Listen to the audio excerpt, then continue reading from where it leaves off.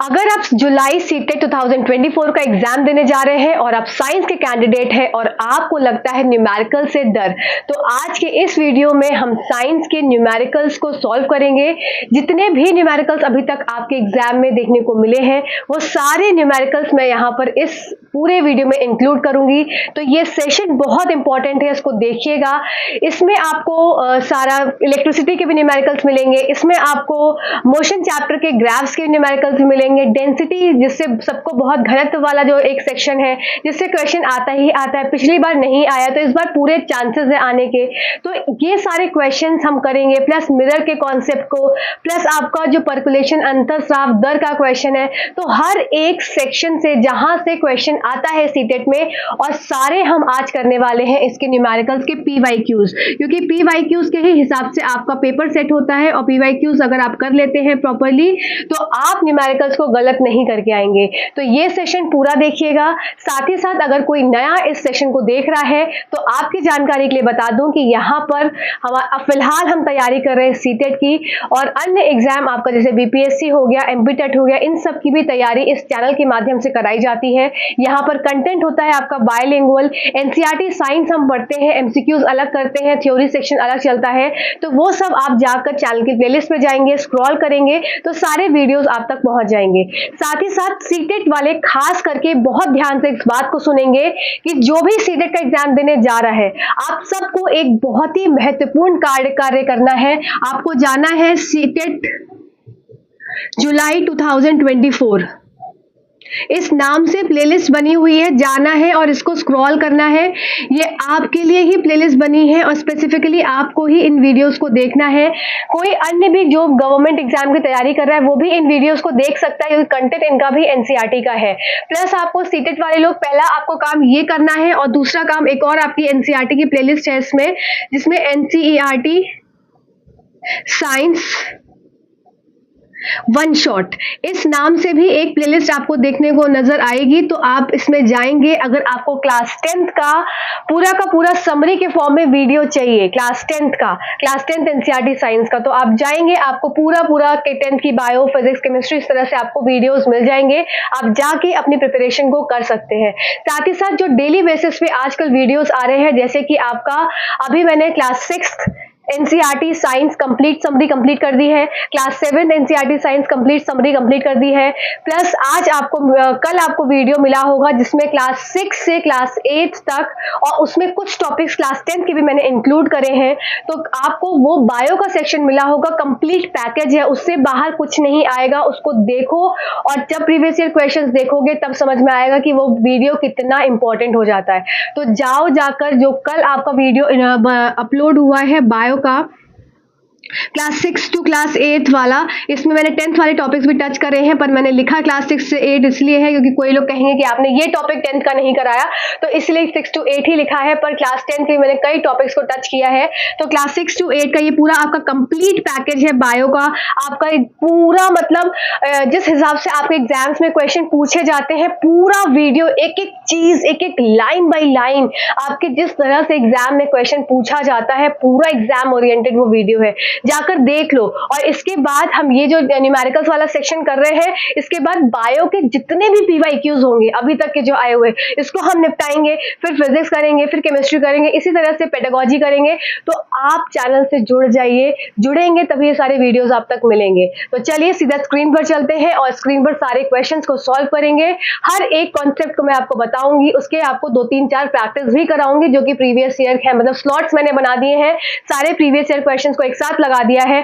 तो आपका काम है देखना और नोट करना। तो आप एक पेपर पेन को लेकर बैठेंगे और पेपर पेन को लेकर बैठने के बाद उसको सॉल्व करते चलेंगे, जिससे कि एंड मोमेंट पे लास्ट टाइम में आप उसको रिवाइज कर सकें। ठीक है, चलिए सीधा सेशन को स्टार्ट कर देते हैं न्यूमेरिकल्स को जल्दी से। तो सबसे पहला क्वेश्चन है आपका, ये आपका मिरर वाला क्वेश्चन है।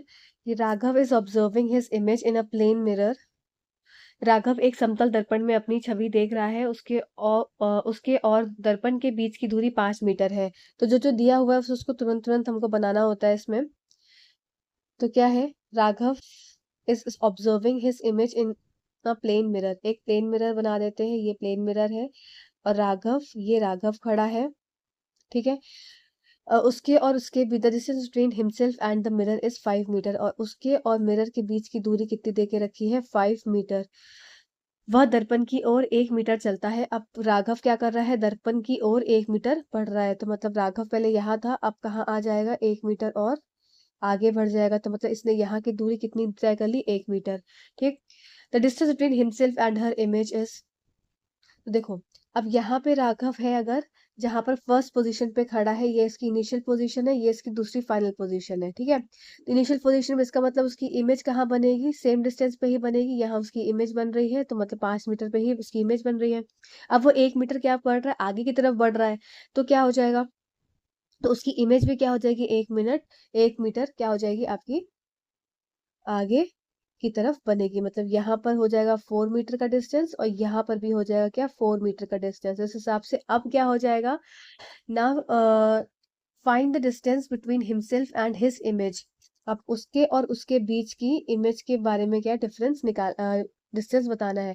तो क्या हो जाएगा? 4 मीटर प्लस 4 मीटर कितना हो जाएगा? यहाँ से लेके यहाँ तक का टोटल का डिस्टेंस कितना हो जाएगा? 8 मीटर, जो कि आपका ऑप्शन नंबर 3 करेक्ट उत्तर है। आई होप ये समझ आ गया होगा, आसान सा क्वेश्चन था। चलो नेक्स्ट क्वेश्चन पे चलते हैं। नेक्स्ट क्वेश्चन क्या है? अब आपका है कैलोरीफिक वैल्यू से एक बार क्वेश्चन आया था। चलो देख लेते हैं क्या क्वेश्चन आया था। 3 kg of fuel is completely burned to give off 1.665 into 10 to the power 8 joule of energy. तो एनर्जी कितनी मिल रही है? 1.6, और the calorific value of the fuel in standard unit है। तो निकालना क्या है? कैलोरीफिक वैल्यू निकालनी है। तो देखो एसआई यूनिट कैलोरीफिक वैल्यू की अगर मैं एसआई यूनिट बोलूँ, तो SI unit of calorific value कितनी हो जाती है? एसआई यूनिट किलोग्राम, केजी पर किलोग्राम, है ना? ये सबको पता होगा। अब 1 केजी में कितने होते हैं? देखो इसमें क्या दिया हुआ है, ये देके रखा है 1.65 इंटू 10 पावर 8 जूल एनर्जी देके रखी है। ठीक है, और 1 किलो जूल में कितने जूल होते हैं? 1000 जूल होते हैं। ठीक है, अब 1 जूल में कितना हो जाएगा? 1 joule equal to 1/1000 kilo joule.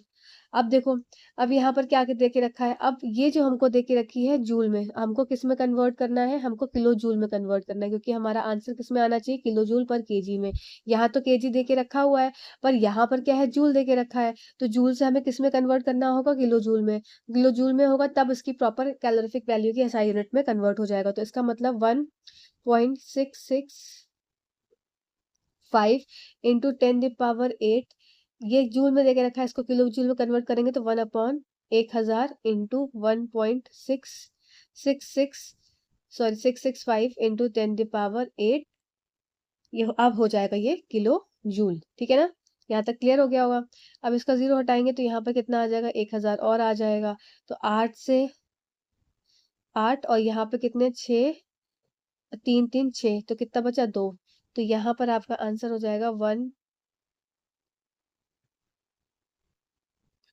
तो अब क्या हो जाएगा? ये हो जाएगा आपका 1665 into 10 the power 2 kilo joule. ठीक है, अब क्या हो गया? ये किलो जूल हो गया। अब कैलोरीफिक मान क्या हो जाता है? कैलोरीफिक, इसकी हमको कैलोरीफिक क्या निकालना है? तो कैलोरीफिक वैल्यू क्या हो जाएगी इसकी? कैलोरीफिक वैल्यू की ये हो जाएगा आपका कैलोरीफिक वैल्यू जो निकालना है, ये होता है आपका किलो जूल पर में केजी। तो किलो जूल कितना आ गया आपका? 1665 into 10 the power 2 kilo joule, और केजी कितना देके रखा है? 3.7 केजी। ठीक है, इसको सॉल्व करेंगे, यहाँ पर आ जाएगा एक और 0, और इसको जब आप सॉल्व करेंगे तो आपका आंसर आ जाएगा 45,000 kilo joule per KG calorific मान। आई होप ये समझ में आ गया होगा। देखिए क्या किया हमने, ये तो हमको पता है एसआई यूनिट कैलोरीफिक वैल्यू की किलो जूल पर केजी होती है। 1 किलो जूल में कितना हो जाता है? 1000 जूल होता है। डायरेक्ट क्वेश्चन आया था इसमें, जिसमें कि आपको ये मान दे के रखा है 1.665 × 10 द पावर 8 जूल ऊर्जा देने के लिए 3.7 किलोग्राम ईंधन पूरी तरह से जलाया जाता है। मानक इकाई में ईंधन का कैलोरी मान ज्ञात करना है। तो ये जूल जूल में दे के रखा है, तो जूल से हमको पहले कन्वर्ट करना पड़ा किसमें? किलो जूल में। तो इसको डिवाइड कर देंगे तो ये आपका ये वाला आ जाएगा इतना किलो जूल। अब कैलोरीफिक वैल्यू क्या हो जाता है, kilo joule per KG, kilo joule हमने निकाल लिया, केजी हमें दिया हुआ है, और इसके हिसाब से आपका आंसर क्या हो जाएगा, ये आंसर आ जाएगा। आई होप ये पॉइंट आपको क्लियर हो गया होगा। चलिए नेक्स्ट क्वेश्चन पे चलते हैं। नेक्स्ट क्वेश्चन है आपका क्वेश्चन नंबर 3, वापस से आ गया आपका दर्पण वाला क्वेश्चन। अब क्या हो रहा है इसमें, अब जो जो जैसे जैसे होता जा रहा है वैसे वैसे हमको बनाते जाना पड़ेगा, ठीक है। सारा मैं सॉल्यूशन आपको दे दूंगी, तो चिंता मत करिएगा। चलो, और पर नोट भी करते चलिए। Ritu is standing in front of a plain mirror. The distance between the Ritu and her image is 10 metre.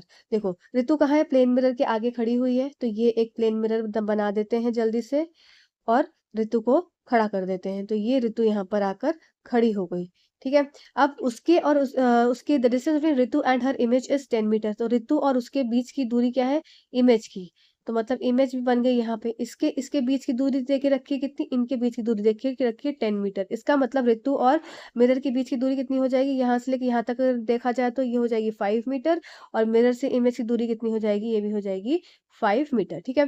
फिर बात करें, if she moves 2 metre towards the mirror, यदि वह दर्पण की ओर 2 मीटर चलती है, दर्पण की ओर 2 मीटर चली, दर्पण की तरफ बढ़ा देते हैं, यहाँ से दर्पण की तरफ 2 मीटर, तो यहाँ से उसको इस पोजीशन से यहाँ 2 मीटर तक चली, तो ये 2 मीटर चल दी, तो इसका मतलब इसकी इमेज भी यहाँ से लेके यहाँ तक 2 मीटर की तरफ चलेगी, ठीक है। अब क्या कह रहे हैं, the distance between Ritu and here images, अब उसके और ऋतु के बीच की डिस्टेंस क्या हो जाएगी, मतलब यहाँ से लेके यहाँ तक की दूरी, अब हमको ये x को है ज्ञात करना है। तो 5 में से 2 गया तो कितना बचा, यहाँ 3 बचा, और यहाँ पे कितना बचा, यहाँ पे 5 में 2 या 3 गया, तो इसका मतलब 3 + 3 कितना हो जाएगा, 3 + 3 हो जाएगा 6 मीटर, ठीक है। तो आंसर क्या हो जाएगा, 6 मीटर। आई होप आपको पॉइंट ये क्लियर हो गया होगा। चलिए नेक्स्ट क्वेश्चन की तरफ चलते हैं। नेक्स्ट क्वेश्चन क्या है, A bus covers first 10 kilometer of its journey at an average speed of 40 kilometre per our. देखो इसमें जरा 2-3 फॉर्मूलेस को पहले नोट कर लो, तो मैं फॉर्मूले ना आपके यहाँ पर नोट करवा देती हूँ। ये मैंने सेक्शन इसलिए छोड़ा है कि जैसे जैसे फॉर्मूले आते जाएंगे हम फॉर्मूलेस को भी नोट करते जाएंगे। जैसे कि पहला फॉर्मूला हमने क्या देखा, कैलोरीफिक मान का देखा, तो पहला फॉर्मूला क्या हो जाएगा हमारा, फॉर्मूला यूज्ड, ठीक है। तो पहला फॉर्मूला क्या था, कैलोरीफिक वैल्यू का। कैलोरीफिक वैल्यू का क्या फॉर्मूला है, इसमें हमको कोई भी चीज दी होगी तो किलो जूल पर केजी में हमें निकालनी होगी, जिसमें जिसमें क्या हमने समझा था कि 1 जूल बराबर होता है, 1 जूल बराबर होता है 1/1000 किलो जूल के। इसी में कंफ्यूज करता है जूल और किलो जूल में, ठीक है। इससे आप निकाल सकते हैं डायरेक्टली। सेकेंड, अब हम क्या समझने जा रहे हैं कि स्पीड का फॉर्मूला, तो स्पीड हो जाता है is equals to distance upon में टाइम, ठीक है। अब इसी तरह से क्या हो जाएगा, एवरेज स्पीड, एवरेज क्या हो जाएगी, टोटल डिस्टेंस अपॉन में टोटल टाइम, ठीक है। एवरेज स्पीड का फॉर्मूला ये हो गया। और अगर यहाँ पर क्या निकालना है, टोटल टाइम निकालना आएगा, तो टोटल टाइम कैसे निकालते हैं, टोटल टाइम निकालेंगे टोटल डिस्टेंस अपॉन में टोटल स्पीड, ठीक है। तो टोटल डिस्टेंस अपॉन में टोटल स्पीड आपका क्या हो जाएगा, टोटल टाइम आ जाएगा। तो इसी तरह के जब हम फॉर्मूले को लगाएंगे तो आपको ज्यादा चीजों को क्लियरिटी आएगी, ठीक है। सारे फॉर्मूलेस अभी हम यूज करने वाले हैं, तो जैसे जैसे आगे आते जाएंगे हम उसमें फॉर्मूलेस को ऐड करते रहेंगे। चलो आज जल्दी से क्वेश्चन कर लेते हैं हम। तो इसमें क्या है, अ बस covers the first 10 kilometer of its journey at an average speed of 40 kilometre per hour. अब क्या देख रखा है, speed is equal to distance upon time, हमको पता है speed equal to distance upon में टाइम। और क्या देख के रखा है कि पहला जो 10 किलोमीटर है, मतलब D1 की वैल्यू कितनी दे के रखी है, 10 kilometre of its journey at an average speed of, तो इसका मतलब एवरेज स्पीड पहले की क्या दे के रखी है, 40 किलोमीटर पर आवर। और यूनिट्स का भी ध्यान देते चलेंगे, यूनिट्स किलोमीटर है तो यहाँ पे भी आंसर किलोमीटर पर आवर में है, तो कोई दिक्कत नहीं चल रहा है, अभी तक सब मामला ठीक चल रहा है। अब बात कर लेते हैं क्या, D2 की क्या बात कर, रिमेनिंग 45 किलोमीटर, उसका मतलब D2 की वैल्यू कितनी दे के रखी है, ये भी ये दे के रखी है 45 किलोमीटर, और इसकी एवरेज स्पीड दे के रखी है, एवरेज स्पीड S2 हो जाएगी, ये हो जाएगी आपकी 60 किलोमीटर पर आवर, ठीक है। इतना समझ में आ गया। अब यहाँ से क्या टोटल डिस्टेंस निकाल सकते हैं, क्या यहाँ से टोटल डिस्टेंस निकाल सकते हैं, तो टोटल कुल दूरी, टोटल डिस्टेंस क्या हो जाएगा, समझते चलेंगे। टोटल डिस्टेंस हो जाएगा D1 प्लस में D2, ठीक है। अब D1 में प्लस में D2 क्या हो गया, इसका मतलब यहाँ पर हो गया आपका 10 प्लस में 45 इज इक्वल्स टू 55 किलोमीटर्स। ठीक है, यहाँ तक सबको समझ में आया? समझ में आ गया? अब हम निकालेंगे average speed. Just a second, अब हम निकालेंगे क्या? Average speed. एवरेज स्पीड का क्या फॉर्मूला था? टोटल डिस्टेंस अपॉन में टोटल टाइम। ठीक है, ये हमारा फॉर्मूला हमको पता है। तो इसका मतलब कि टोटल डिस्टेंस कैसे निकालेंगे? सबसे पहले सॉरी, टोटल टाइम कैसे निकालेंगे? टोटल टाइम हो जाएगा आपका, डिस्टेंस कितना था टोटल, सॉरी से टोटल टाइम है। ठीक है, तो डिस्टेंस अपॉन में स्पीड। तो डिस्टेंस आपका करिए d1 की मैं बात करूं तो d1 अपॉन में s1। ठीक है, और इस साथ साथ क्या हो जाएगा? d2 की बात करूंगी तो d2 अपॉन में s2। इसका हमको फॉर्मूला पुट करना है। तो सिंपल सिंपल सिंपल लैंग्वेज में ही समझ लो कि टोटल एवरेज स्पीड निकालने के लिए total distance upon total time चाहिए। टोटल डिस्टेंस कितना हो जाएगा? टोटल डिस्टेंस हो जाएगा आपका 10 प्लस जो हो गया हमने निकाला, जो कि हम डायरेक्ट निकाल चुके हैं, तो हम डायरेक्टली लिखेंगे अभी इसमें, कुछ हम जब वापस से नहीं करने वाले हैं। तो ये 55 किलोमीटर हो गया। अब टोटल टाइम कितना हो जाएगा? टोटल टाइम हो जाएगा आपका d1 के लिए क्या हो जाएगा? 10 और उसका हो जाएगा 40 और प्लस यहाँ पर हो जाएगा आपका 45 और यहाँ पर हो जाएगा 60। अब इसको सॉल्व करेंगे तो कितना हो जाएगा? ये 4 से गया, ये 3 से गया और ये 4 टाइम्स गया। तो इसके हिसाब से हो जाएगा टोटल टाइम कितना आ जाएगा? 1/4 प्लस 3/4।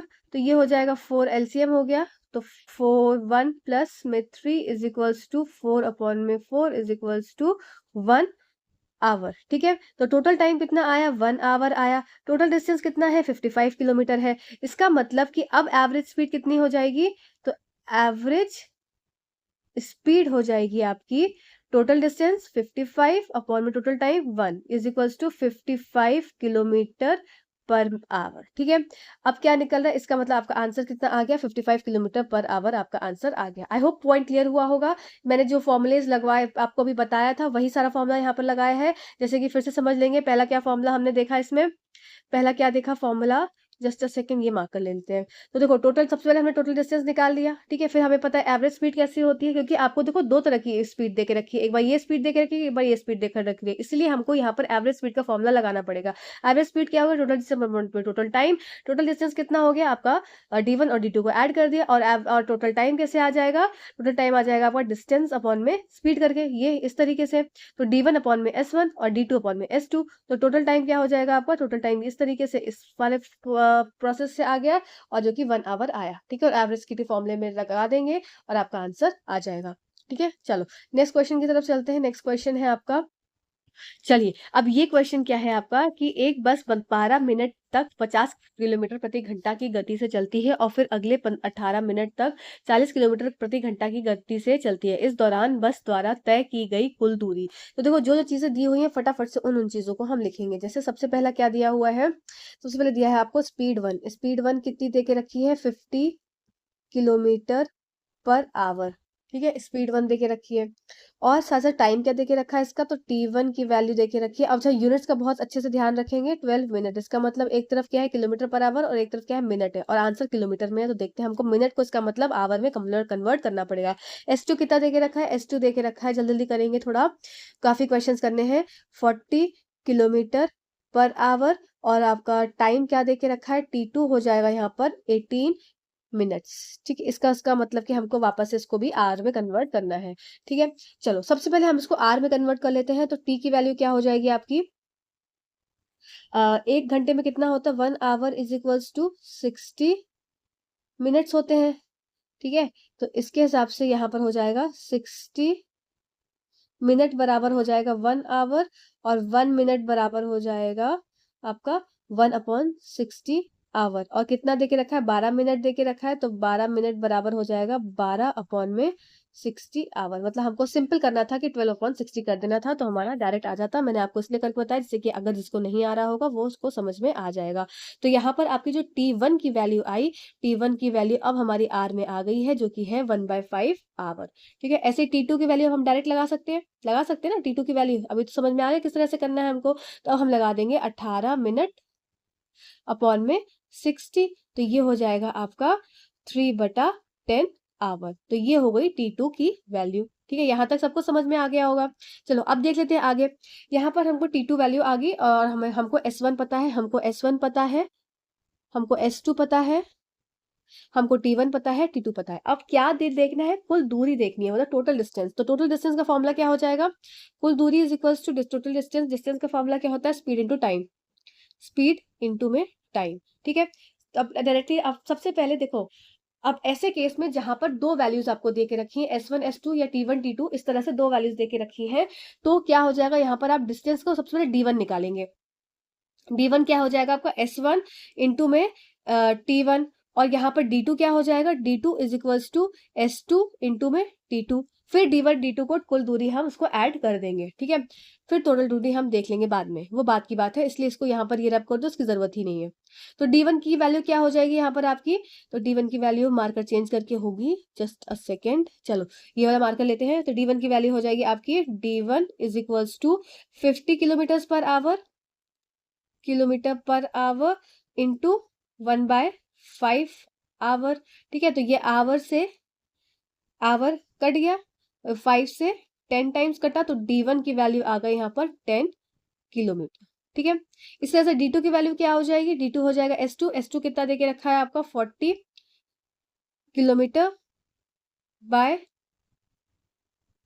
D2 कितना, S2 40 kilometre per our, sorry पर आवर, इंटू यहाँ पर हो जाएगा 3/10 आवर, आवर से आवर गया, 10 से 4 गया, तो ये हो जाएगा यहाँ पर आपका D2 की वैल्यू क्या हो जाएगी, 10 से 4 गया मतलब 0 से 4 गया, तो ये 4 बचा, 4 3 जा 12 किलोमीटर। तो D1 और D2 की वैल्यू आ गई। अब इसको क्या कर देंगे, कुल दूरी करने के लिए इन दोनों को ऐड कर देंगे। तो ये टोटल D की वैल्यू क्या हो जाएगी, D1 प्लस में D2, तो ये हो जाएगा यहाँ पर 12 प्लस 10 हो जाएगा आपका 22 किलोमीटर्स, ठीक है। तो आंसर क्या हो गया आपका, 22 किलोमीटर्स आपका आंसर आ गया। आई होप ये पॉइंट क्लियर हो गया होगा, आसान था क्वेश्चन था, अच्छा क्वेश्चन था। पर चलो नेक्स्ट क्वेश्चन तरफ चलते हैं। नेक्स्ट क्वेश्चन है आपका, वापस से आ गया आपका इसी तरह का क्वेश्चन एक और।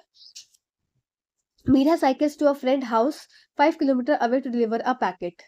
चलिए ये क्वेश्चन हमारा इस पिछला वाला जो क्वेश्चन हमने करा था इस टाइप का, सेम वैसे ही क्वेश्चन है। आइए इसको सॉल्व कर लेते हैं। क्या क्वेश्चन कह रहा है, सबसे पहले क्वेश्चन को पढ़ेंगे, क्या भाई क्वेश्चन की लैंग्वेज है। मीरा एक पैकेट देने के लिए 5 किलोमीटर दूर एक दोस्त के घर साइकिल से जाती है। वह 12 किलोमीटर प्रति घंटा की गति से जाती है और 8 किलोमीटर प्रति घंटा की गति से वापस आती है। पूरी यात्रा के दौरान उसका औसत गति याद करना है। Meera cycles to a friend house 5 kilometre away. अब देखो मीरा का घर बना लेते हैं भाई, सुंदर सा, ये मीरा का घर है, ठीक है। यहाँ पर रहती है मीरा और यहाँ पर रहती है उसकी दोस्त, तो ये डी हो गए और ये मीरा हो गया, मीरा हो गई, सॉरी, ठीक है। ये दोस्त हो गई और ये मीरा हो गई। अब वो 5 किलोमीटर की दूरी पे उसका घर है, तो इन दोनों के बीच की डिस्टेंस कितनी है, 5 किलोमीटर्स। अब वो 5 किलोमीटर जाती है और वापस भी आती है, तो इसका मतलब एक बार तो वो जा रही है और फिर एक बार क्या है वो आ रही है, तो इसका मतलब 5 मीटर। अभी अब फिर वापस, अच्छा किलोमीटर है, सॉरी किलोमीटर, ठीक। तो इसका मतलब टोटल डिस्टेंस कितना हो जाएगा, यहाँ पर एक बार जा रही है एक बार आ रही है, तो टोटल डिस्टेंस हो जाएगा 5 + 5 10 किलोमीटर्स, ठीक है। इस पॉइंट को याद रखेंगे, ये हमको 10 किलोमीटर्स लेना है क्योंकि एक बार जा रही है और एक बार आ रही है। अब स्पीड क्या है उसकी, S1 दे के रखा है, जस्ट अ सेकेंड, S1 देके रखा है, क्या S1 देके रखा है 12 किलोमीटर पर आवर, ठीक है। और S2 देके रखा है, वापस आती है तो 8 kilometre per our, her average speed. अब एवरेज स्पीड जहां से भी आपको समझ में आ जाएगा, आपको तुरंत क्या निकालना है, टोटल डिस्टेंस अपॉन में टोटल टाइम, ठीक है। और टोटल टाइम निकालने का क्या चीज थी, टोटल टाइम कैसे निकालते थे, डिस्टेंस D1 अपॉन में आपका स्पीड 1, और टोटल टाइम के लिए तो आपको D1 वाला केस हो गया, फिर D2 अपॉन में S2, और इसको क्या कर रहे थे फिर टोटल टाइम में दोनों के लिए फिर इसमें ऐड कर दे रहे थे। तो इस तरीके से हम टोटल टाइम हमेशा निकालते हैं, ठीक है। तो कभी भूलेंगे नहीं, इस तरीके से आपको निकालना है। अब यहाँ पर टोटल टाइम लिख देंगे और टोटल डिस्टेंस हमारा 10 आ गया है, तो इस तरीके से हमको निकालना है। इसका मतलब अभी सबसे पहले हमको क्या निकालना है, सबसे पहले हमारा काम हो जाएगा टोटल टाइम निकालना। तो टोटल टाइम निकालने के लिए चलो हम इधर रफ साइड में ही करते हैं। D1 कितना दे के रखा है, 5 किलोमीटर अपॉन में S1 कितना दे के रखा है, S1 हमने निकाला था, S1 कितना है 12, और दोनों की वैल्यूज एक बार चेक करेंगे, किलोमीटर्स में ही है, हाँ किलोमीटर्स में ही है, तो 5 अपॉन में 12, ये भी किलोमीटर और ये किलोमीटर पर आवर, तो ये कट गया, तो इसका मतलब यहाँ पर आ गया आपका 5/12 आवर इक्वल्स टू 5/12 आवर। ये हो गया आपका क्या, ये आपका T1 हो गया इधर से, ठीक है। अब यहाँ से T2 क्या हो जाएगा आपका, डायरेक्ट पुट करते हैं 5 किलोमीटर्स अपॉन में 8 kilometres per hour, our sorry kilometre गया, तो ये हो जाएगा आपका 5/8 आवर, ठीक है। तो T2 की वैल्यू आ गई हमारी। अब टोटल टाइम कितना हो जाएगा इसके हिसाब से, तो टोटल टाइम हो जाएगा आपका, देखो ये क्वेश्चंस ना इसी तरह से आते हैं, तो एक दो बार प्रैक्टिस कर लोगे ना तो स्पीड फास्ट हो जाएगी। T1 प्लस में T2, T1 प्लस में T2 मतलब 5/12 आवर प्लस में आपका 5/8 आवर। तो इसको सॉल्व करेंगे तो यहाँ पर आपकी वैल्यू आ जाएगी। इसको सॉल्व करने की स्पेस नहीं बची है, तो मैं आपको डायरेक्ट बता दे रही हूँ कि सॉल्यूशन करने के बाद आपकी इसकी वैल्यू 48/5 आ जाएगी, जो कि आपका हो जाएगा। अच्छा, तो या तो चलो ऐसे भी कर सकते हैं ना कि इसको हम यहाँ पर ना सॉल्व करें, इसको इतना ही रहने दें, इसको हम डायरेक्टली उस क्वेश्चन में रख रख के सॉल्व कर लेंगे, ठीक है। तो यहाँ पर हमारी T1 टोटल टाइम कितना आ गया, तो ये आपका टोटल टाइम निकल कर आ गया इतना, ठीक है। अब इसकी वैल्यू हमको इधर पुट कर देनी है। डिस्टेंस हमें पता ही है, तो एवरेज स्पीड का फॉर्मूला क्या हो जाएगा, एवरेज स्पीड बराबर हो जाएगी आपकी टोटल डिस्टेंस अपॉन में टोटल टाइम, ठीक है। तो ये हमारा फॉर्मूला है जिसको हमको यूज करना है। अब वापस क्या हो जाएगा, 10 हो जाएगा, टोटल डिस्टेंस हमें पता है। अब ये हो जाएगी 5/12 प्लस में 5/8। अब इसको यहाँ पर सॉल्व करते हैं, चलिए। तो ये हो जाएगा 10 ऊपर रहने दो, यहाँ पर हो जाएगा आप 8 और 12 का हो जाएगा 24, तो हो जाएगा 12 to 25 to 10 और प्लस हो जाएगा ये 15। तो इसके हिसाब से आपका हो जाएगा 10 अपॉन में 25 अपॉन में 24। अब इसको सॉल्व करेंगे तो जाएगा 10 अपॉन में 25 इंटू में 24, तो ये आपका हो जाएगा 5 2 10 5 5 25, तो 48/5, तो ये हो जाएगा आपका 99.6 किलोमीटर पर आवर। तो ये आपका आंसर हो जाएगा, ठीक है। तो 9.6 किलोमीटर पर आवर आपका ऑप्शन ऑफ फर्स्ट करेक्ट उत्तर हो जाएगा, ठीक है। समझ में आया ना सबको अच्छे से, बहुत अच्छे से मैंने सब ये आपका रफ सेक्शन है, इसको आपको ये समझना है किस तरह से एवरेज स्पीड और टोटल टाइम, टोटल डिस्टेंस को निकालना जरूरी होता है इस तरह के क्वेश्चन को सॉल्व करने के लिए, ठीक है। चलो, ये क्वेश्चन बहुत अच्छा है, इसी टाइप से क्वेश्चन बहुत रिपीट होते हैं। चलो, अब नेक्स्ट क्वेश्चन देख लेते हैं, क्वेश्चन नंबर 7। ये क्वेश्चन आसान है, इतना समझने वाला नहीं है, इतना दिमाग लगाने वाला भी नहीं है।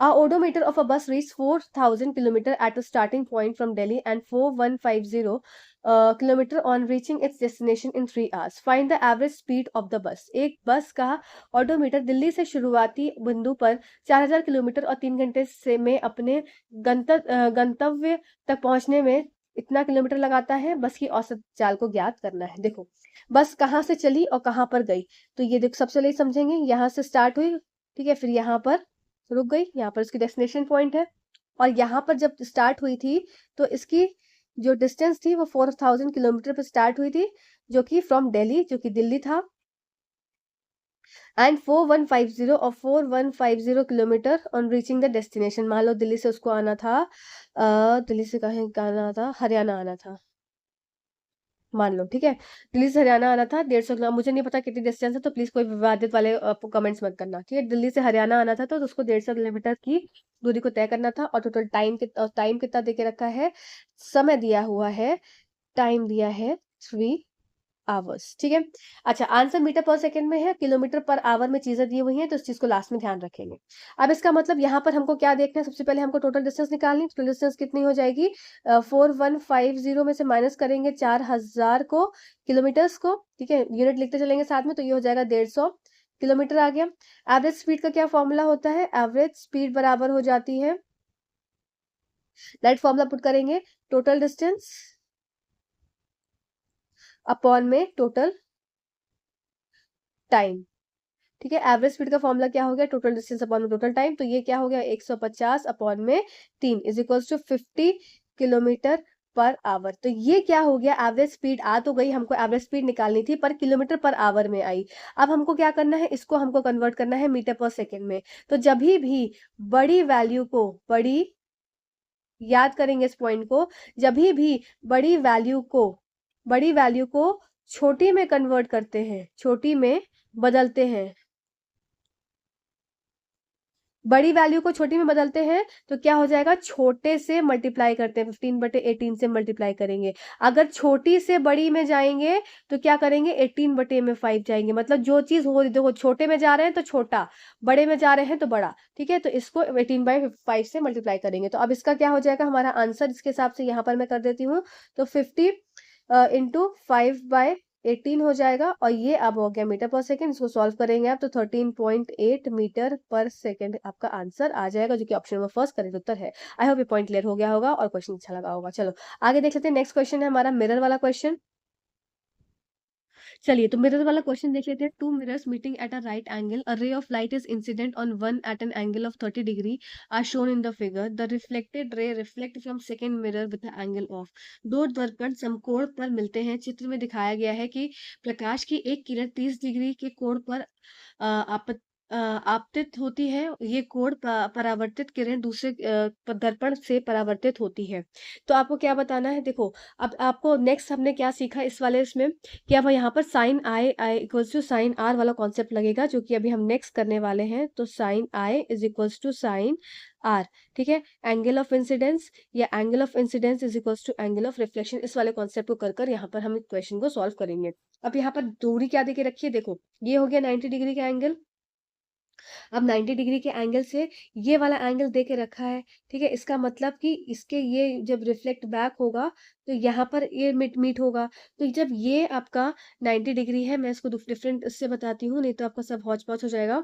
ये 30 दे के रखा है, गिवन है। तो जब ये 90 डिग्री है, ये नॉर्मल है, ठीक है। ये रिफ्लेक्टेड, ये आपका इंसिडेंट रे है, आई आया। अब यहाँ से जो ये यहाँ पर आई तो ये मिरर को जैसे हिट करेगी तो ये रिफ्लेक्ट बैक हो जाएगी। तो ये वाला एंगल क्या हो जाएगा, ये भी आपका इसके बीच का जो ये इंसिडेंट, ये रे कौन सी हो गई, इंसिडेंट रे।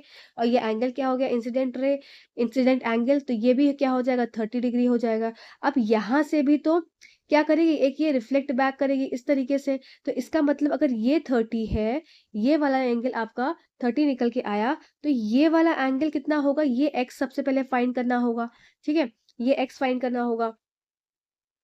तो ये एक्स कितना हो जाएगा, तो यहाँ वाला एंगल आपका निकल कर आया है, ये आया 60 डिग्री, ठीक है। अब ये उन्होंने क्या बोला कि ये दो मिरर जो है वो 90 डिग्री के एंगल पर हैं। इसका मतलब ये वाले एंगल की वैल्यू 60 है, ये 90 है। तो बचा हुआ यहाँ का एंगल कितना आ जाएगा आपका, ये आ जाएगा 30 डिग्री, ठीक है, माइनस करके। अब ये यहाँ से 30 डिग्री है, ये आपका एंगल ऑफ इंसिडेंस है, ठीक है। ये आपका एंगल ऑफ इंसिडेंस है। इसका मतलब ये जब 30 डिग्री है तो ये वाला एंगल कितना हो जाएगा, ये हो जाएगा आपका 60 डिग्री। समझ में आ रहा है कि नहीं आ रहा है, अभी मैं फिर से बता दूंगी। अब ये 60 है तो ये भी कितना हो जाएगा, 60 डिग्री, ठीक है। चलो अब फिर से बता देती हूँ मैं जल्दी से, बहुत जल्दी से रिकॉल करेंगे इसको। देखो ये हमको दे के रखा है, ये वाला आपका नॉर्मल होता है, ये इंसिडेंट रे हो गई यहाँ से, और ये हो गई आपकी रिफ्लेक्टेड रे। तो इसके बीच का बनने वाला एंगल कौन सा हो जाएगा नॉर्मल के साथ, ये हो जाएगा आपका रिफ्लेक्टेड एंगल, जो कि है 30 डिग्री, ठीक है। यहाँ तक समझ में आया, चलो उसको रब करो जल्दी से। अब जब ये 30 डिग्री आ गया, ये हमारा 30 डिग्री समझ में आ गया। अब जब ये लाइट रे इसको हिट कर रही है, तो इसका मतलब यहाँ पे भी मिरर लगा है, तो इससे भी तो रिफ्लेक्ट बैक होगी। तो यहाँ का 30 डिग्री एंगल आ गया। तो ये 90 का कोण है। तो ये वाला कितना, यहाँ से लेके यहाँ तक की वैल्यू 90 है, तो 30 में से 90 माइनस, मतलब 90 में 30 माइनस करेंगे तो कितना बचा, 60। अब यहाँ से लेके यहाँ वाला, ये वाला एंगल भी 90 है, तो ये 90 है। तो ये 60 90 कितना हो गया आपका, 150। 150 में से 180, 180 में से 150 माइनस करेंगे तो कितना आ जाएगा, 30, ठीक है। अब फिर से हटा दो, तो इसका मतलब हमारे पास ये वाला एंगल कितना बन के आ गया, 30 डिग्री आ गया। अब ये क्या हो गई, यहाँ पर इसकी क्या हो गई, ये नॉर्मल हो गई, ठीक। अब ये 30 आया तो ये कितना हो जाएगा, 90 माइनस 30, 60। अब जब यहाँ से और फिर ये रिफ्लेक्ट बैक करेगी, तो एंगल ऑफ इंसिडेंस यहाँ से और यहाँ, तो ये भी कितना हो जाएगा, 60। तो आंसर कितना हो जाएगा आपका, 60 आंसर हो जाएगा। आई होप ये पॉइंट क्लियर हुआ होगा। नहीं क्लियर हुआ है तो मुझे बता देना, मैं आपका फिर आगे चलकर क्लियर कर दूंगी, ठीक है। इसको मैं रब कर देती हूँ, ये तो पूरी घोच पहुंच ही आपको देखने को मिलेगी, ठीक। चलो नेक्स्ट देख लेते हैं। Next question, just a second. हाँ, नेक्स्ट है two mirrors two mirrors A and B are at right angle to each other. If a ray of light strike mirror A at 30 degree to a normal and then strike mirror B, then find the angle of reflection of the reflected ray from both mirror A and B. Same चीज, same type का question है। अब उन्होंने क्या किया है, चालाकी करी है। क्या चालाकी करी है कि इन्होंने डायग्राम नहीं दिया है। चलो आप बना लेते हैं डायग्राम को। डायग्राम बनाने में क्या है, कौन सा बहुत बड़ा रूल लग रहा है, देखो two mirrors A and B are at right angle, दो मिरर को बना दो राइट एंगल पे, इन्हीं की तरह दो मिरर हमने बना दिया राइट एंगल को, मिरर ए हो गया और मिरर बी हो गया। If a ray of light strike mirror A at 30 degree, अब एक रे ऑफ लाइट यहाँ पर आई, ठीक है, रे ऑफ लाइट को दूसरे कलर से दिखा दो नहीं तो कंफ्यूजन क्रिएट हो जाएगा। ये एक रे ऑफ लाइट आई, ठीक है, अब ये रे ऑफ लाइट आई और स्ट्राइक करी कितने पे, 30 डिग्री टू द नॉर्मल। अब नॉर्मल से 30 डिग्री, तो ये हो गई नॉर्मल इसकी, तो नॉर्मल से 30 डिग्री पे स्ट्राइक करी, ठीक है, एंड देन स्ट्राइक मिरर भी। अब फिर इसके बाद इसने क्या किया, यहाँ से लेके यहाँ से हिट करी होगी और ये करी होगी स्ट्राइक मिरर बी पे, क्योंकि ये आपका क्या है, ये है आपके दोनों मिरर्स, ये आपका मिरर है, इसलिए कंफ्यूज मत होना, इसलिए इसको ये बना दिया जाता है जिससे कंफ्यूजन ना हो, ठीक है। तो अब देखो यहाँ से आई, इसने हिट करा, तो ये वाला एंगल कितना है, ये आपका इंसिडेंट एंगल है। अब यहाँ से हिट करा तो इसका मतलब ये वाला एंगल कितना हो जाएगा, ये रिफ्लेक्टेड एंगल हो जाएगा, तो ये भी कितना हो जाएगा, 30 के बराबर हो जाएगा। अब ये आपका क्या है, ये नॉर्मल है, ये नॉर्मल, ठीक है, ये देखो ग्रीन से ही दिखाती हूँ, ये नॉर्मल है, ये पूरा 90 डिग्री है, यहाँ से लेके यहाँ तक 90, तो ये 30, तो ये क्या हो जाएगा आपका 60 डिग्री, कैसे आया, 90 माइनस 30, ठीक है, तो ये कितना हो गया 60 डिग्री। अब ये 60 डिग्री है, ये 90 डिग्री है, तो ये कितना हो जाएगा आपका, ये हो जाएगा 30, वापस से 90 प्लस 60 150, और 180 में से 150 माइनस करेंगे तो हो जाएगा 30, ठीक है। अब देख लो, अब यहाँ से क्या हो जाएगा, ये भी रिफ्लेक्ट बैक होगी, यहाँ से यहाँ रिफ्लेक्ट बैक होगी, तो यहाँ पे ये वाला इंसिडेंट एंगल हो गया इसका, एक तरह से इंसिडेंट रे हो गई और ये रिफ्लेक्टेड रे हो गई, ठीक, इसके हिसाब से। तो बीच में बना होगा क्या, नॉर्मल, तो ये 30 है, तो अब यहाँ पर क्या हो जाएगा, सेम वैसे ही जैसे हमने वहां किया था, ये 30 है तो ये वाला कितना हो जाएगा 60। अब जब एंगल ऑफ इंसिडेंस 60 है तो ये वाला भी कितना हो जाएगा 60। तो अब इसमें क्या पूछा है, find the angle of reflection of the reflected ray, सबका क्या निकालना है, आर निकालना है, और both the mirror A and B. तो रिफ्लेक्टेड रे आर का क्या हो जाएगा, यहाँ पर देखिए ये वाला, ये आपका 30 है, और रिफ्लेक्टेड रे बी का क्या हो जाएगा, ये आपका 60 है, तो आर ए का 30 हो जाएगा और रिफ्लेक्टेड बी का क्या हो जाएगा आपका 60 डिग्रीज हो जाएगा, ठीक है। तो आई होप ये पॉइंट यहाँ पर क्लियर हो गया होगा। चलिए नेक्स्ट क्वेश्चन की तरफ चलते हैं। नेक्स्ट क्वेश्चन, क्वेश्चन नंबर 10 है हमारा। Suppose you are standing in front of a plane mirror fix on a wall of a gallery, you are at a distance of 3 metres, ठीक है, चलो बना लेते हैं, अपने को भी बना लेते हैं। चलो भाई मैं ही अपने आप को भी बना लेती हूँ। मैं खड़ी हूँ 3 मीटर की दूरी पे, ये मैं खड़ी हो गई, और यहाँ से क्या है, मिरर है, ये मिरर बन गया, और मिरर और मेरे बीच का डिस्टेंस देखिए रखा है 3 मीटर्स, ठीक है। इसका मतलब मेरी इमेज भी कितनी बन रही होगी, 3 मीटर की दूरी पे बन रही होगी, ठीक है। You are at and your friend is at a distance of 4 metre from the mirror, और मेरा जो दोस्त है वो खड़ा है 4 मीटर की दूरी पे, तो यहाँ पे अपने फ्रेंड को बना लेती हूँ। ये हो गई मेरी फ्रेंड खड़ी यहाँ पर, ठीक है, जो कि कितने दूरी पे है, 4 मीटर की दूरी पे है। तो 4 मीटर की दूरी अगर मेरे से मिरर के बीच में है, तो इसका मतलब इमेज और मेरे बीच में भी की दूरी कितनी हो जाएगी, 4 मीटर की हो जाएगी, ठीक है। अब क्या बोल रहा है, what is the distance between you and the image of your friend, आपके और आपके फ्रेंड के इमेज के बीच का डिस्टेंस पूछ रहा है। तो बहुत ही आसान क्वेश्चन है ये तो। चलो देख लेते हैं, ये मेरी दूरी है और ये मेरे फ्रेंड की इमेज की दूरी है, तो मेरी दूरी कितनी हो गई 3 मीटर, और इमेज कितनी हो गई 4 मीटर, तो 4 + 3 कितना हो जाएगा, 3 + 4 = 7 मीटर्स की दूरी आ गई आंसर में, ठीक है। चलो नेक्स्ट क्वेश्चन में चलते हैं। 10th question, the speed of a sound in a air is, अब क्या हो गया 10th क्वेश्चन, चलो, the speed of a sound in air is 320 metre per second if the wavelength of a sound is 640, question बहुत अच्छा है। If the क्या है, wavelength of the sound is 640 centimetre, what is the time period. हवा में ध्वनि की गति 300 मीटर प्रति सेकेंड है, यदि ध्वनि की तरंग 640 सेंटीमीटर है तो आपको क्या बताना है, टाइम पीरियड बताना है। देखो स्पीड ऑफ अ साउंड क्या हो जाता है, speed of speed of sound हो जाता है 320 मीटर पर सेकेंड, जो कि गिवन है, ठीक है। और लैम्डा आपका मतलब वेवलेंथ कितना देके रखा है, 640 सेंटीमीटर, और लैम्डा क्या बताता है, इसका मतलब ये बता रहा है लेंथ को, ठीक है। तो इसका मतलब ये बता रहा है, एक तरह से मैं ये बोल सकती हूँ लेंथ को, या फिर ये बता रहा है डिस्टेंस को, ठीक है। बात समझ में आई। अब क्या हो जाएगा, स्पीड का फॉर्मूला क्या हो जाता है, speed equals to distance upon में टाइम, ठीक है। तो टाइम क्या हो जाएगा, time equals to distance upon में स्पीड। तो टाइम यहाँ से हम निकाल सकते हैं 640 सेंटीमीटर अपॉन में 320 मीटर पर सेकेंड। अब सेंटीमीटर को मीटर में हमको कन्वर्ट करना पड़ेगा, ठीक है।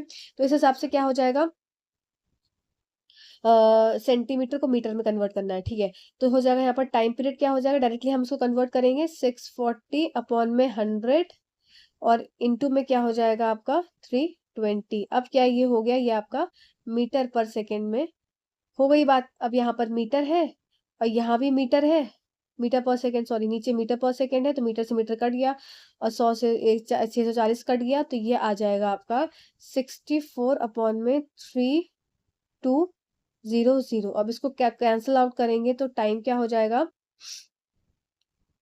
टाइम पीरियड पूछा है ना, तो टाइम हो जाएगा 2 और ये हो जाएगा 1600 बार और ये हो जाएगा 2 बार और ये हो जाएगा 100 बार। तो इसके हिसाब से टाइम पीरियड आ गया 0.02 सेकेंड। तो टाइम पीरियड की वैल्यू आ गई 0.02 सेकेंड, ठीक है। ये इसका आंसर हो गया 0.02 सेकेंड, ऑप्शन नंबर 3। ठीक, चलो नेक्स्ट क्वेश्चन देख लेते हैं। An ion X+3 is obtain from an element X, atomic mass कितना देखे 27, एटॉमिक नंबर है 13। इसका मतलब बात किसकी हो रही होगी, एटॉमिक नंबर 13 एल्यूमिनियम की, ठीक है, क्योंकि इसका एटॉमिक नंबर कितना हो जाता है 13 होता है, इसका एटॉमिक नंबर एल्यूमिनियम का 13 होता है। What is the number of protons, electrons, neutrons in X+3 ion. ठीक है, देखो एटॉमिक, अब ये कुछ कॉन्सेप्ट्स को यहाँ समझेंगे वापस से। क्या होता है आपका जो एटॉमिक नंबर होता है, ये बराबर होता है किसके, नंबर ऑफ प्रोटॉन्स के is equals to number of, आप लोग लिखते जा रहे होंगे इतनी मैं उम्मीद कर रही हूँ, ठीक है। कभी कभी क्या होता है ना, ये पीपीटी में सेव नहीं होता है जो सोल्यूशन है, तो दिक्कत हो जाएगी आप लोग को, इसलिए बोल रही हूँ कि उसको नोट करते चलो।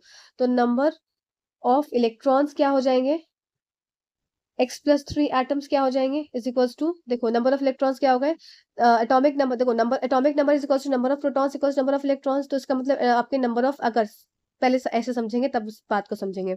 इसका मतलब यहाँ पर क्या बात हो रही है, जस्ट अ सेकेंड, इसका मतलब अगर इस प्रोसेस को मैं देखूं तो एटॉमिक नंबर कितना देके रखा है 13 देके रखा है, तो मेरे पास प्रोटॉन्स भी कितने होने चाहिए 13 होने चाहिए, इलेक्ट्रॉन्स भी कितने होने चाहिए 13 होने चाहिए, ठीक है। इतना एक जनरल केस में होना चाहिए, पर यहाँ बात करिए किसी गई है X+3 एटम की, इसका मतलब 3 एटम को क्या करना है, हमें हटा देना है। तो यहाँ पर क्या हो जाएगा 13 माइनस में 3, तो नंबर ऑफ इलेक्ट्रॉन्स कितने आ गए 10 आ गए आपको, तो नंबर ऑफ इलेक्ट्रॉन्स क्या हो जाएंगे यहाँ पर 10 हो जाएंगे, क्योंकि +3 लगा है तो -3 करना पड़ता है।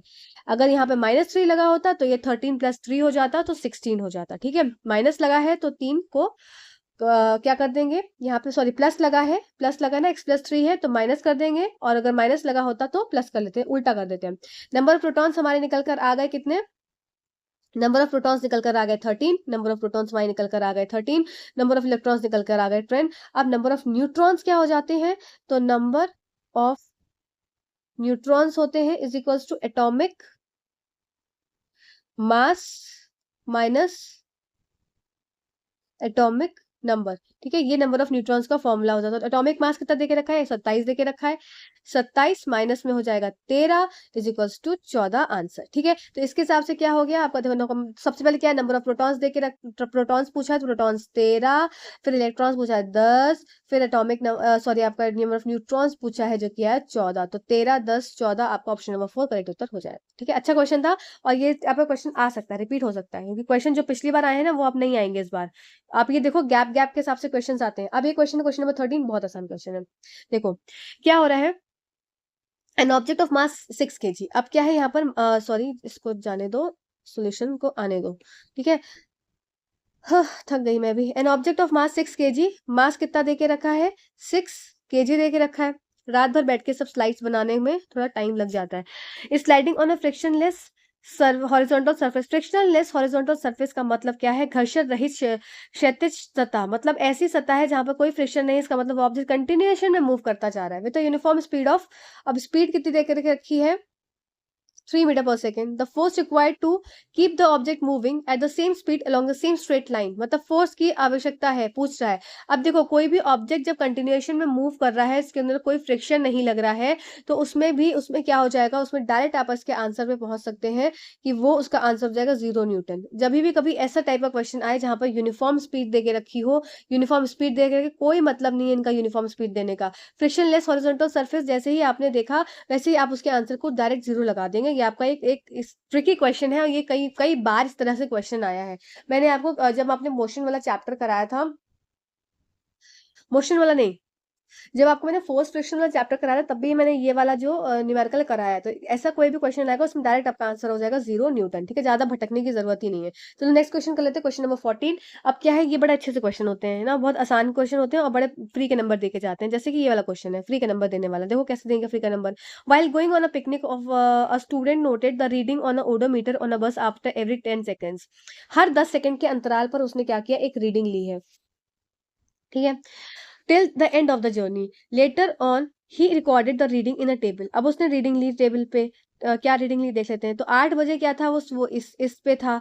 फिर 9 बजे क्या था, इस जगह पर था। तो मतलब इनिशियल रीडिंग उसकी कितनी थी, 8 बजे इधर थी, और फाइनल उसकी डेस्टिनेशन रीडिंग थी इतनी। तो इसका मतलब कि यहाँ पर क्या दिया हुआ है, यहाँ पर आपको फाइनल डिस्टेंस और इनिशियल डिस्टेंस दी हुई है, साथ साथ आपको टोटल टाइम देके रखा है। तो टोटल टाइम का क्या हो जाएगा, 8 बजे उसने स्टार्ट किया था, इतने बजे इसने स्टार्ट किया था और इतने बजे इसने अंत कर दिया। तो अगर मैं बात करूं क्या, कि इसकी जो कुल इसका टाइम कितना लगा, तो 9 माइनस में 8 क्या हो जाएगा, आपका कितना हो जाएगा, 1 घंटा। तो इसके हिसाब से टाइम कितना लगा इसको, टाइम 1 आवर लगा। कैसे लगा कि 9 माइनस में 8। ठीक है, तो टाइम इसको समझ में आ गया कि 1 घंटा लगा। अब डिस्टेंस क्या हो जाएगी, डिस्टेंस आपको क्या हो जाएगा, 78806 माइनस 78752। इसको माइनस करेंगे तो क्या हो जाएगा, 4, और यहाँ पर आ जाएगा 5 और ये 0, इसका मतलब ये किलोमीटर्स हो गए। तो डिस्टेंस की वैल्यू आ गई 54 किलोमीटर्स, टाइम की वैल्यू आ गई हमारी 1 आवर। ये दोनों चीज हम समझ में आ गई, हमको आसानी से हमने निकाल ली। ठीक है, चलो अब आगे देखते हैं। अब क्या देख के रखा है, एवरेज स्पीड देखे रखा है। तो टोटल डिस्टेंस आ गया, टोटल टाइम आ गया। तो एवरेज स्पीड का फॉर्मूला हम डायरेक्ट लगा सकते हैं, एवरेज स्पीड बराबर हो जाएगा डिस्टेंस अपॉन में टाइम। तो डिस्टेंस कितना देके रखा है, 54। ठीक है, एवरेज स्पीड देख रहे हैं हम, और ये हो गया टाइम आपका 1 आवर, ये हो जाएगा आपका किलोमीटर। ठीक है, तो किलोमीटर, इसका मतलब 54 किलोमीटर्स आपको क्या आ गई, एवरेज स्पीड आ गई। ठीक है, अब क्या है, आंसर आपको मीटर पर सेकेंड में देके रखा है, तो इसका मतलब एवरेज स्पीड को मीटर पर सेकेंड में कन्वर्ट करते हैं 50। तो बड़ी वैल्यू को छोटी वैल्यू में कन्वर्ट करना है, तो 5/18 से मल्टीप्लाई कर देंगे, जो कि आपका 15 मीटर पर सेकेंड आंसर आ जाएगा, जो कि आपका ऑप्शन नंबर फर्स्ट करेक्ट उत्तर हो जाएगा। ठीक है, चलो नेक्स्ट क्वेश्चन पे चलते हैं। नेक्स्ट क्वेश्चन क्या है, नेक्स्ट क्वेश्चन भी इसी टाइप का है कि in the following table the reading of an odometer at a different time of a journey are given. ठीक है, अब देखो वही वही सेम क्वेश्चन है, सेम सेम टाइप का क्वेश्चन है ये। क्या है रीडिंग ओडोमीटर की, तो इसका मतलब जल्दी से हम सॉल्व करेंगे इसमें बिना समय को जरा भी बिताए।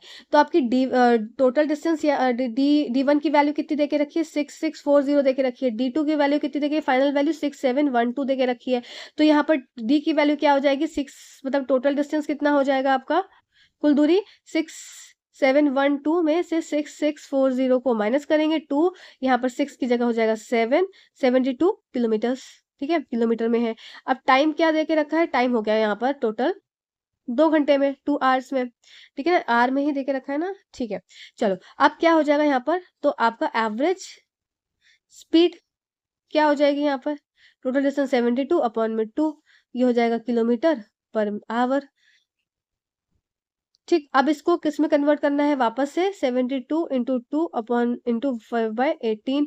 तो यहाँ पर हो जाएगा 2 9 ज़ा 18, 2 3 ज़ा 6, 2 6 ज़ा 12, 9 4 ज़ा 36, 2 2 ज़ा 4, इसका मतलब 10 मीटर पर सेकेंड आपका आंसर हो गया, जो कि हो गया आपका ऑप्शन नंबर फर्स्ट करेक्ट उत्तर हो गया। ठीक है, चलो नेक्स्ट क्वेश्चन पे चलते हैं। 16th क्वेश्चन है, यहाँ से ना थोड़े वैसे क्वेश्चन, देखो वीडियो लंबी होगी पर ये बहुत काम की वीडियो होगी आपके लिए, क्योंकि सारे मैं न्यूमेरिकल सॉल्व करवा रही हूँ, तो टाइम तो लगेगा ही। अब यहाँ से ना थोड़ा सा पेंडुलम और टाइम पीरियड वाले क्वेश्चन स्टार्ट हुए हैं, तो उसको करेंगे। हाँ, इसके बाद हम ये सब पूरा जब कंप्लीट कर लेंगे ना, उसके बाद हम इलेक्ट्रिसिटी का भी करेंगे इसमें, इसी में मैं मोशन के ग्राफ भी कराने वाली हूँ, इसी में मैं डेंसिटी वाले कॉन्सेप्ट को भी कराने वाली हूँ। और अगर डेंसिटी वाले कॉन्सेप्ट को अगर आपको समझना है, तो मैं एक शॉर्ट वीडियो डाल दे रही हूँ, इसी के बाद आपको एक वीडियो मिल जाएगी, शॉर्ट वीडियो, जिसमें डेंसिटी के कॉन्सेप्ट को समझ लेना और फिर डेंसिटी के क्वेश्चन को कर लेना, तो एकदम पक्का हो जाएगा। ठीक है, चलो, a pendulum oscillate 30 times in a second, which of the following below is correct.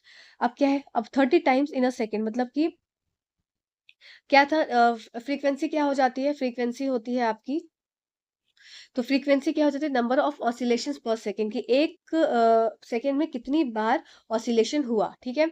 तो वही चीज है कि a pendulum oscillate 30 times in a second. तो इसका मतलब यहाँ पर क्या दे के रखा है, नंबर ऑफ ऑसिलेशंस के हिसाब से अगर मैं बात करूं तो फ्रीक्वेंसी क्या हो जाएगी, सबसे पहले ये समझेंगे। फ्रीक्वेंसी आवृत्ति क्या हो जाती है, नंबर ऑफ ऑसिलेशन अपॉन में पर सेकंड, या फिर नंबर ऑफ ऑसिलेशन ये हो जाएगा टाइम, ठीक है। टाइम, कितने टाइम में कितने ऑसिलेशंस हुए, ये हो जाती है आपकी क्या, फ्रीक्वेंसी, ठीक है। कितना दोलन और कुल समय, ठीक है। तो इसमें कितने दे के रखिए, a pendulum oscillates 30 times in a 3 second. तो मतलब फ्रीक्वेंसी हमको निकालनी है, फ्रीक्वेंसी क्या हो जाएगी, यहाँ पर 30 टाइम्स किया और कितना, 3 सेकेंड में किया, तो 3 टेन इज इक्वल्स टू यहाँ पर 10 हर्ट्स आ गई, 10 हर्ट्ज कितनी आ गई, फ्रीक्वेंसी आ गई। अब टाइम पीरियड क्या है, क्योंकि टाइम पीरियड में ही आपको सारे ऑप्शंस देखने को मिल रहे होंगे, तो टाइम पीरियड बराबर हो जाता है 1 अपॉन में फ्रीक्वेंसी। तो इसके हिसाब से क्या हो जाएगा, 1/10, तो ये हो जाएगा 0.1 सेकेंड। तो 0.1 सेकेंड, तो it's time period is 0.1 second and it's frequency is 10 hertz. तो आपका ऑप्शन नंबर 2 करेक्ट उत्तर हो जाएगा। तो ठीक है, इसमें हमने नया कॉन्सेप्ट देखा कि फ्रीक्वेंसी क्या होता है, नंबर ऑफ ऑसिलेशंस। सारे जो फॉर्मुलेज हैं इनको नोट करते जाएंगे। मैं आपका एक अलग से सेशन लेने वाली हूँ जिसमें सारे फॉर्मुलेज को 5 मिनट में सारा लिख दूंगी, जो जो आपको फॉर्मुलेज इसमें पूछे जा रहे हैं या आ रहे हैं, ठीक है। तो ये हो जाएगा आपका इसका सोल्यूशन। चलो नेक्स्ट क्वेश्चन देख लेते हैं। An object is vibrating eight 500 hertz, the time period of sound produce is. देख लेते हैं, डायरेक्ट फॉर्मूला इसमें लगाना है कि फ्रीक्वेंसी क्या हो जाता है, frequency is equals to 1 upon में टाइम पीरियड होता है, इज तो यहाँ पर इसके हिसाब से हम ये लिख सकते हैं, टाइम पीरियड क्या हो जाएगा, 1 अपॉन में फ्रीक्वेंसी, ठीक है। तो टाइम पीरियड क्या हो जाएगा, 1 अपॉन में 5000। अब इसको सॉल्व करोगे तो 0.0002 आपका सेकेंड आंसर आ जाएगा, जो कि ऑप्शन नंबर 2 करेक्ट उत्तर है। जिसमें टाइम वेस्ट नहीं करना उसमें टाइम वेस्ट नहीं करेंगे। अब अगले क्वेश्चन की तरफ चलते हैं। अगला क्वेश्चन है आपका कि frequency of a simple pendulum is, अब वहां यहाँ क्या देके रखा है, फ्रीक्वेंसी देके रखी है और how many oscillations will it complete in 16 second. तो फ्रीक्वेंसी क्या हो जाता है, is equals to number of oscillation upon में टाइम, ठीक है। कितना ऑसिलेशन अपॉन में समय। तो फ्रीक्वेंसी कितनी देके रखी है, फ्रीक्वेंसी 2 देके रखी है, नंबर ऑफ ऑसिलेशन पूछ रहा है और अपॉन में समय कितने देख रहा है, 100। तो नंबर ऑफ ऑसिलेशन हो जाएगा 16 इंटू 2 32, ठीक है। 32 आपका आंसर हो गया। चलो नेक्स्ट क्वेश्चन पे चलते हैं। नेक्स्ट क्वेश्चन है, an object of mass 5 kg is sliding on a smooth frictionless horizontal surface. देखो फिर से वही क्वेश्चन आया, तो इसमें समय नहीं गवाएंगे, है ना। जैसे क्वेश्चन दिखेंगे तुरंत उसमें आंसर को 0 लगाएंगे और आगे बढ़ेंगे। क्वेश्चन पढ़ लेते हैं हम कि an object of mass 5 kg is sliding on a smooth frictionless horizontal surface with a constant velocity of 10 metre per second, ठीक है। कांस्टेंट वेलोसिटी है, फ्रिक्शनलेस सरफेस है, जैसे ही ऐसा देखा तो आंसर किस पे लगा दिया, 0 न्यूटन पे लगा दिया। Nana was going to a market on a bicycle to buy some grocery items. अच्छा, क्या ये वाला क्वेश्चन आप होमवर्क में करेंगे? हाँ, अगर नहीं कर पाएंगे तो मैं इसका सॉल्यूशन आपको दे दूंगी, पर क्या ये होमवर्क में करेंगे? हम इस तरह के क्वेश्चन कर चुके हैं स्टार्टिंग में भी, ठीक है। इसका आंसर भी मैं नहीं बताऊंगी, इसका आंसर भी आप बताएंगे, ठीक है। और नहीं होगा तो मुझे बता देंगे। क्वेश्चन नंबर 20 लिख दीजिएगा। अगर नहीं सॉल्व हो पाएगा तो मैं अपने अपकमिंग वीडियो का चाहे 1 से 2 मिनट का वीडियो बना दूंगी, पर मैं आपके लिए ये क्वेश्चन नंबर 20 सॉल्व करके जरूर दे दूंगी, ठीक है। तो ये होमवर्क का क्वेश्चन है कि देखना चाहूँ कि भाई आप लोग कर भी रहे हो कि नहीं, ठीक है। चलो और नया कॉन्सेप्ट वाला क्वेश्चन आया एक। A train starts from a station on 6/10/2021, ठीक है। 6 तारीख को स्टार्ट हुई journey at 22:15 hours and reaches the station B। तो ए से स्टार्ट करी थी जर्नी ऑन 6 और तारीख क्या थी उसकी, देखो 6/10/21 थी, ठीक है। और पहुंची कब, बी पर पहुंची है 9 तारीख को, मतलब बी स्टेशन पे पहुंची है 9 तारीख को at 4:15। The distance between the two station is 1890। तो मतलब इसके बीच की दूरी देके रखी है 1890 किलोमीटर देके रखी है। और देखो 6 तारीख, फिर 7 तारीख आई होगी, फिर 8 तारीख आई होगी और फिर उसके बाद 9 आई होगी। तो मतलब 6 से लेके 7 तारीख का 7/10 तक, 7/10/21 और 7/10/21 से 8/10/21 हो गया, फिर 8/10/21 से 9/10/21 हो गया, ठीक है। इतना टाइम, इतना पूरा गैप चल रहा है। तो इसका मतलब यहाँ से लेके यहाँ तक 24 घंटा हुआ होगा, यहाँ से लेके यहाँ तक 24 घंटा हुआ होगा। इस तरह से हमको यहाँ पर घंटों को गिनना है। तो सबसे पहला वाला केस देख लेते हैं जिसमें क्या है, जिसमें आपको क्या देखना है कि 22.5 आवर, तो सबसे पहला हमको टाइम पीरियड देखना है 22.5 आवर। तो जब 6 बजे वो चली है at 22.5 hour and reaches the station, तो यहाँ से अगर 22.5 आवर से इसने जर्नी स्टार्ट करी है 25.5, तो ये 7 तारीख को 10 बजे 22.5 आवर्स तक चली होगी। तो इसने कुल कितना किया होगा, 24 घंटा। फिर यहाँ से 22.15 आवर पे चली होगी 7 से, और यहाँ पे 22.15 पे, तो यहाँ पर भी 24 घंटा। अब यहाँ पर देखो, यहाँ पर 22.15 आवर पर चली है। अब यहाँ पर पहुंची कितनी है, यहाँ पर पहुंची है आपका यहाँ पर पहुंच रही है 4.15 पे। तो काउंट करना स्टार्ट करेंगे, तो 22, 23, ठीक है, 23 आया, 23.15, फिर 24.15, फिर क्या हो जाएगा, 24 हो गया। फिर यहाँ पर हो जाएगा आपका, जस्ट अ सेकेंड, 14 है ना ये, हाँ, या इसको ऐसे करो, देखो, या 24.15 नहीं, तो यहाँ पर क्या हो जाएगा, यहाँ 24.15, फिर यहाँ पर 24, मतलब कि अब बज गए कितना, 4 हो गए, अब अगला दिन लग गया। तो यहाँ पर कितना हो जाएगा, यहाँ पर हमारे घंटे निकले 1, और यहाँ पर निकला हमारा 1 घंटा 45 मिनट निकला, ठीक है, 1 घंटा 45 मिनट निकला। और यहाँ पर कितना हो गया, यहाँ पर 12 से लेके 4 तक में हो गया आपका 1, 2, 3, 4, 4, तो ये 4 हो गया, और 4 और 15 हो गया। तो इसको अगर टोटल ऐड करेंगे तो ये कितना हो जाएगा आपका, 4.15 को और 1.45 को ऐड करेंगे तो आपका टोटल 0, और ये यहाँ पर हो गया 4, 5, 6, और ये हो गया आपका 5.60 हो गया, इसका मतलब कि 6 आर हो गया, तो टोटल 6 आर। तो यहाँ पे 24 घंटे और यहाँ पर 6 घंटे, तो टोटल कुल घंटे कितने हो गए, तो टोटल टाइम कितना हो गया आपका 54 आर हो गया, ठीक है। यहाँ ये बात समझ में आई, तो टोटल आपका टाइम कितना हो गया 54 आवर, ठीक है। तो टोटल टाइम हो गया 54 आवर, ठीक है। अब इसको आपको डायरेक्टली लगा देना, तो एवरेज स्पीड क्या हो जाएगी, एवरेज स्पीड बराबर हो जाएगी आपकी 1890 अपॉन में 54 आवर। ये किलोमीटर है और ये आवर है, तो यहाँ पर इसका आंसर हो जाएगा आपका कुछ इस तरीके से, ये आया आपका। अब इसको सॉल्व करेंगे तो क्या हो जाएगा, 35 किलोमीटर पर आवर आंसर हो गया, ठीक है।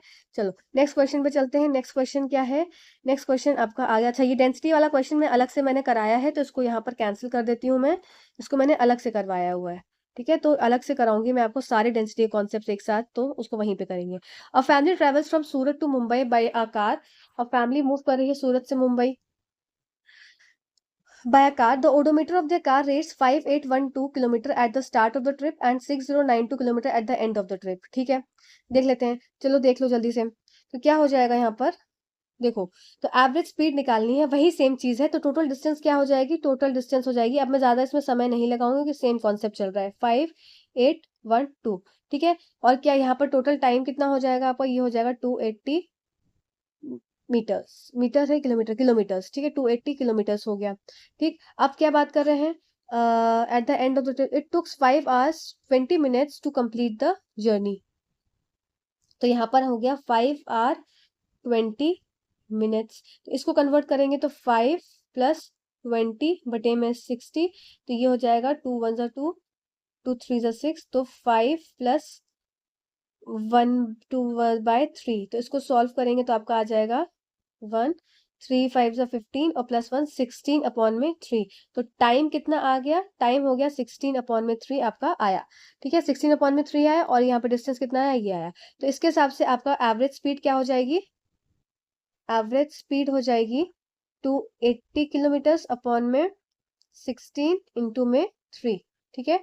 इसको सॉल्व करेंगे तो आपका आंसर आ जाएगा 52.5 किलोमीटर पर आवर, ठीक है। तो ये हो गया 52 किलोमीटर पर आवर। चलो नेक्स्ट क्वेश्चन देख लेते हैं। नेक्स्ट क्वेश्चन ये वाला होमवर्क का क्वेश्चन है, ये भी होमवर्क का क्वेश्चन है क्योंकि ये क्वेश्चन इस टाइप का सेम हम कर चुके हैं। अभी मैं आपको सिर्फ ये बता दे रही हूँ कि क्या क्या दिया हुआ है आपको। इस वाले में दिया है ये आपका नॉर्मल हो गया, और आपको दिया है ये वाला 40 डिग्री एंगल, ठीक है, ये 40 डिग्री एंगल दिया है, ये दिया है, तो इससे आप ये निकाल सकते हैं, ये एक्स क्या, चलो मैं करा ही दे रही हूँ, ये 60 हो गया। अब ये 60 हो गया, तो यहाँ वाला एंगल भी क्या हो जाता है, 60 हो जाता है, तो आपका आंसर क्या हो जाएगा 60। पर आपसे क्वेश्चन में पूछा क्या है, चलो अच्छा मैं करा ही देती हूँ ये क्वेश्चन, चलो मत करो होमवर्क में, क्वेश्चन करा देती हूँ। A ray of light is incident on a reflecting surface of a plane mirror if the incident ray makes an angle of 40 degree with reflecting surface, ठीक है। ये क्या हो गया, ये हमारा इंसिडेंट हो गया, और रिफ्लेक्टिंग सरफेस से इंसिडेंट लाइट जो है वो ये रिफ्लेक्टिंग सरफेस है, इससे इंसिडेंट लाइट ये हमारा 40 डिग्री का एंगल बना रही है, ठीक है। The angle between the incident ray and the corresponding reflected ray, the angle between the incident ray ये वाली incident ray and the corresponding reflected ray, इसके बीच का ये पूरा एंगल पूछा है। अच्छा, ये पूरा एंगल पूछा है, तो ये एंगल बताना है। तो ये है 60, तो ये वाला भी क्या हो जाएगा 40, तो ये क्या हो जाएगा 60। अब ये 60 है तो हाँ, तो ये 60 है तो ये भी 60 हो जाएगा, ठीक है, क्योंकि ये 40 था तो ये ऊपर, सॉरी ये 40 है, गलत बोल दिया मैंने। तो ये 90 डिग्री है। जस्ट अ सेकेंड, जल्दी के चक्कर में, चलो देखो, ये आपका रिफ्लेक्टेड एंगल, ये है रिफ्लेक्शन वाला, ये आपका इंसिडेंट रे है, फिर ये आपको देके रखा है 40, तो ये 90 डिग्री होता है, तो ये वाला कितना हो जाएगा 50। अब जब ये 50 हो रहा है तो इसका मतलब जो रिफ्लेक्टेड एंगल हो जाएगा ये वाला भी कितना हो जाएगा 50। तो इसके हिसाब से आपको ये और ये एंगल मिला के पूछा है, तो 50 + 50 कितना हो जाएगा 100, ठीक है। चलो मैंने 60 लिख दिया था, मैंने माइनस ही गलत कर दिया, थोड़ा गड़बड़ हो गया था, ठीक है। चलो नेक्स्ट क्वेश्चन देख लेते हैं। नेक्स्ट क्वेश्चन हमारा ये रिसेंट पेपर में आया हुआ क्वेश्चन, जिसमें मैक्सिमम मिनिमम वैल्यू निकालनी होती है।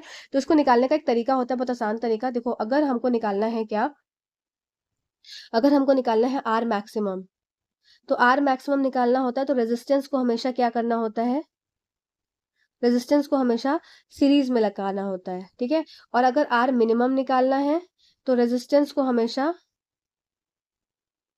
पैरेलल लगाना होता है, ठीक है। अब यहाँ पर क्या है, रेजिस्टेंस को हमें सीरीज में, पहले कॉम्बिनेशन देख लेते हैं कि जब हम सीरीज में लगा रहे हैं तब क्या सिचुएशन हो रही है। तो जैसे ही हमने सीरीज में लगाया तो आर सीरीज हो जाएगा R1 + R2 प्लस में R3। इसके हिसाब से यहाँ पर क्या हो जाएगा आपका 1/3 + 1/3 + 1/3। तो यहाँ पर इसको सॉल्व करेंगे तो यह हो जाएगा 3/3। तो आर सीरीज इफेक्टिव हो जाएगा आपका 1 ओम, ठीक है, इतना आ गया। अब बात कर लेते हैं क्या आर पैरेलल वाली। आर पैरेलल में क्या हो जाएगा, आर पैरेलल की वैल्यू क्या हो जाएगी 1/r = 1/r1 + 1/r2 + 1/r3। अब क्या देखें 1/3 दे के रखा है, इसका मतलब 1/r की वैल्यू क्या हो जाएगी 3 + 3 + 3, ठीक है। 1/r1, r1 होता है तो ऊपर हो जाएगा, 1 नीचे चला जाता है। तो 1/r की वैल्यू क्या आ गई आपकी 9 आ गई। इसका मतलब कि आर पैरेलल की वैल्यू क्या आ जाएगी 1/9 आ जाएगी, ठीक है। अब मैक्सिमम से मिनिमम निकालना है, तो अब आप आ जाएंगे थोड़ा सा ऊपर देखेंगे यहाँ पर। अब इसके बाद आप ऊपर की तरफ देखेंगे तो क्या निकाला, मैक्सिमम मिनिमम रेजिस्टेंस के बीच का डिफरेंस निकालना है। तो आर मैक्सिमम आ गया, ये हमारा मैक्सिमम है वैल्यू, ये हमारी मैक्सिमम वैल्यू आ गई और ये हमारी मिनिमम वैल्यू आ गई।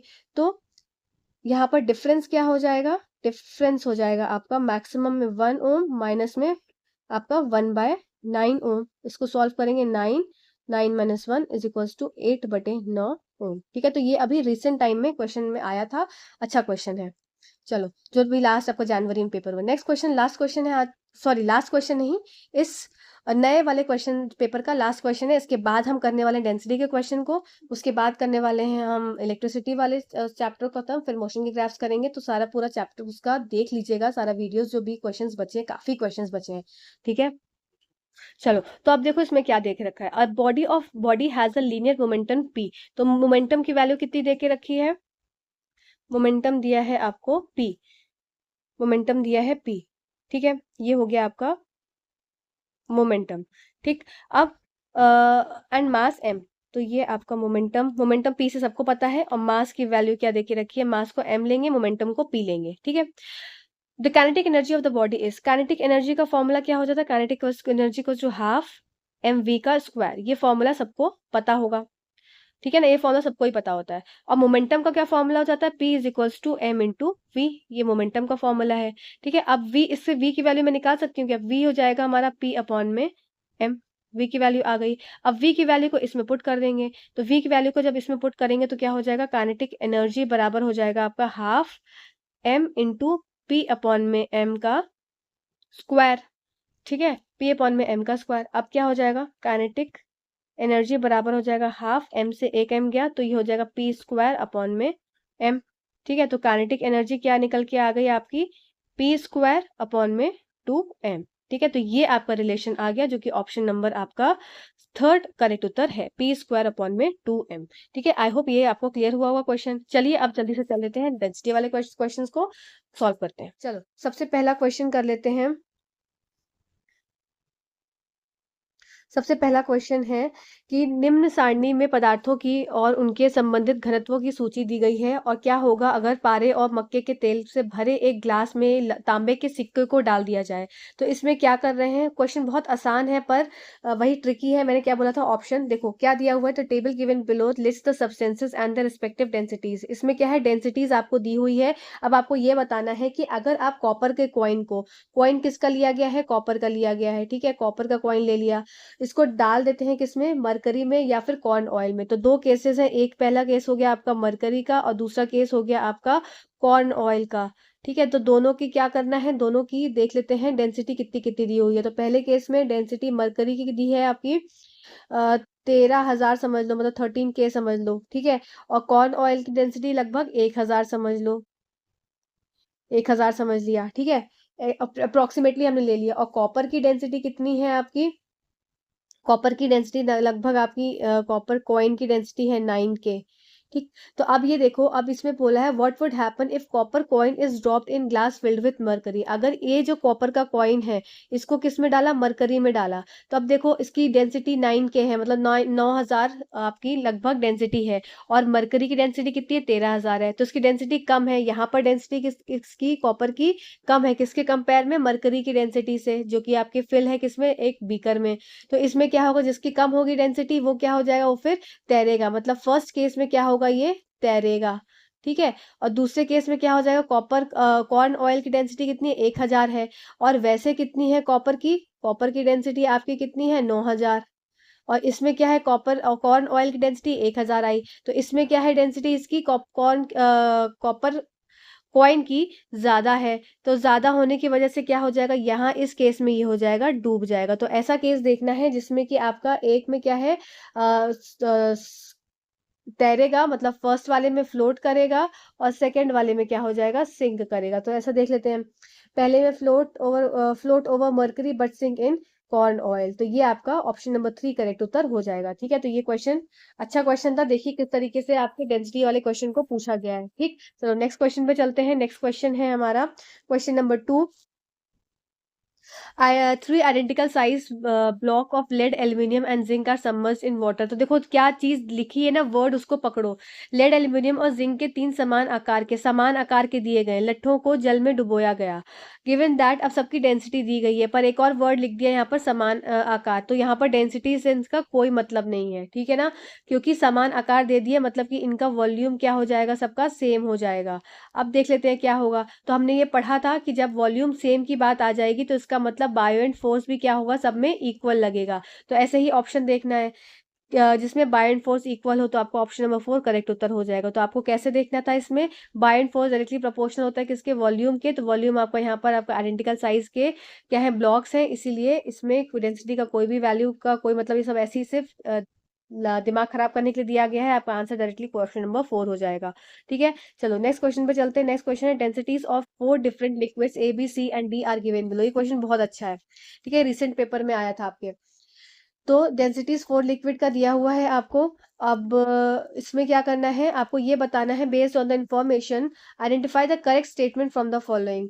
N object that float in liquid C may or may not float in liquid A. देखो ये आ गए कंफ्यूजिंग आपके क्या है ऑप्शंस। क्या बोल रहा है कि एक बिंब में जो द्रव्य सी में तैरता है वह द्रव्य ए और में तैर भी सकता है और नहीं भी। तो अप्रोक्सीमेटली वैल्यू ले लेते हैं, ए बी और C. An object that float in liquid C, मतलब एक ऑब्जेक्ट जो कि लिक्विड सी में तैर रहा है, इसका मतलब कि इसका लगभग, अगर मैं 900 ही ले लेती हूँ अगर, तो 900 अगर मेरे ऑब्जेक्ट की डेंसिटी है 900, तो may or may not float in liquid A.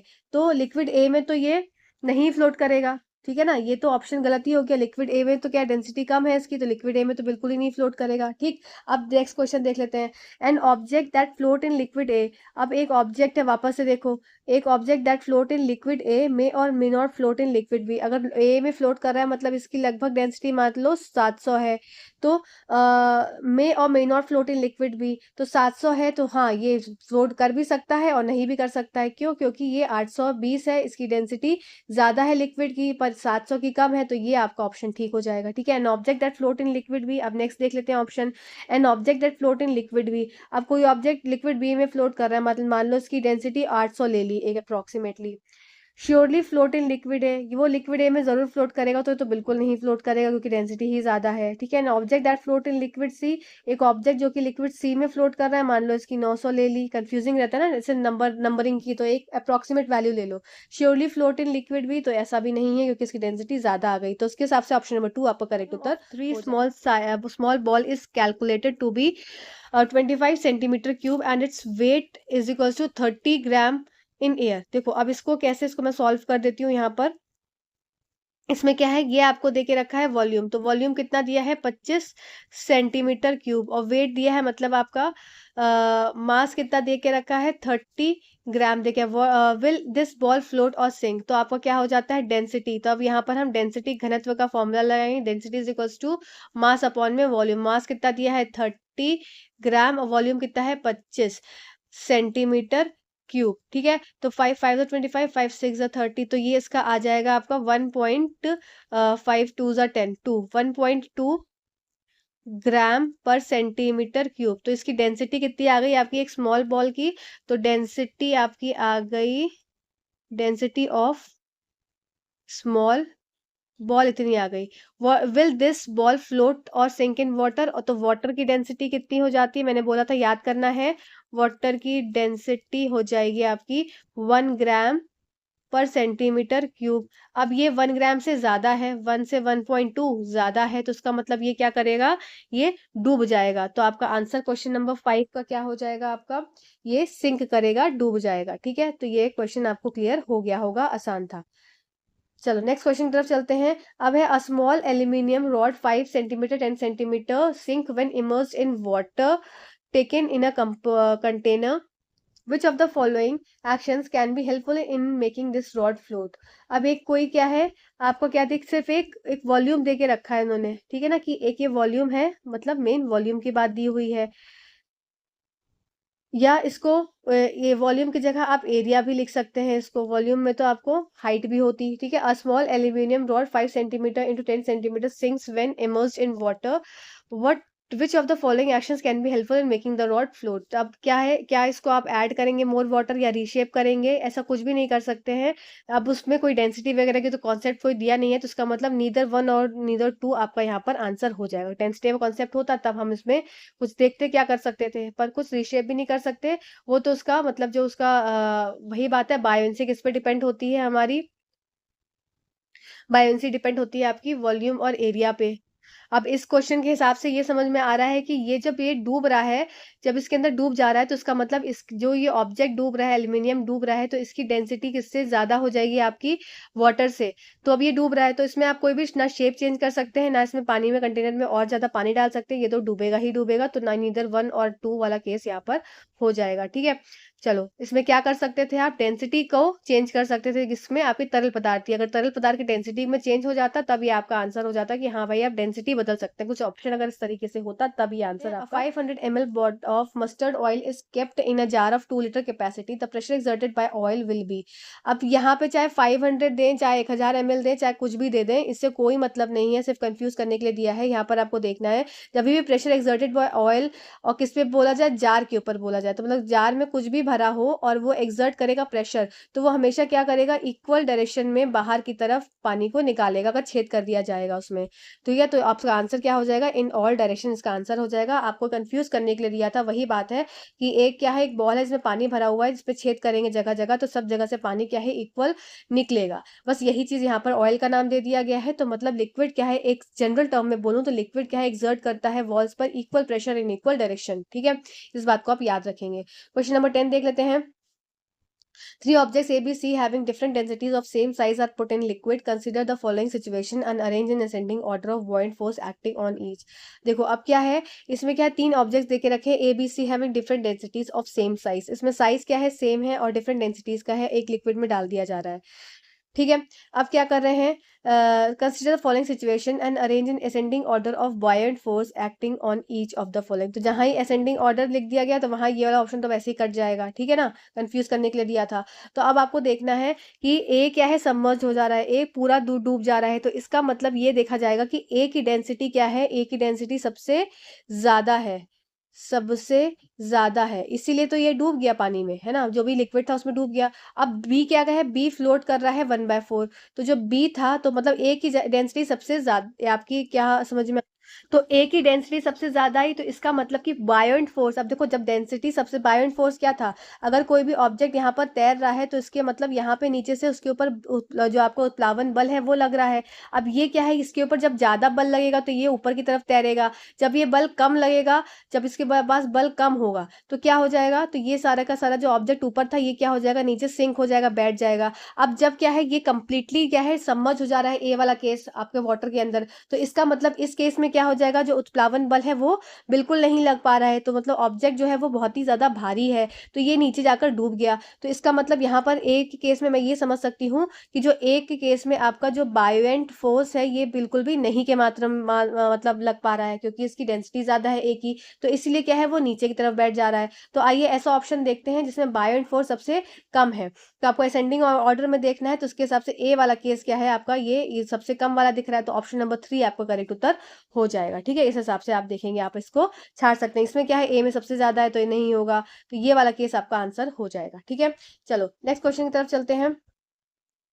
Anjali takes two identical blocks of identical size. One is made up of aluminium and other is made up of lead. She submerges them one by one in water. Which of the following statement is true? अब बात वही चीज है, यहाँ पर जैसे ही identical block size आए, मतलब अंजलि समान आकार के दो ब्लॉक लेती है, एक एल्यूमिनियम से बना है, दूसरा शीशे से बना है, उसने उन्हें एक एक करके पानी में डुबोया, तो निम्नलिखित में कौन सा कथन सही है.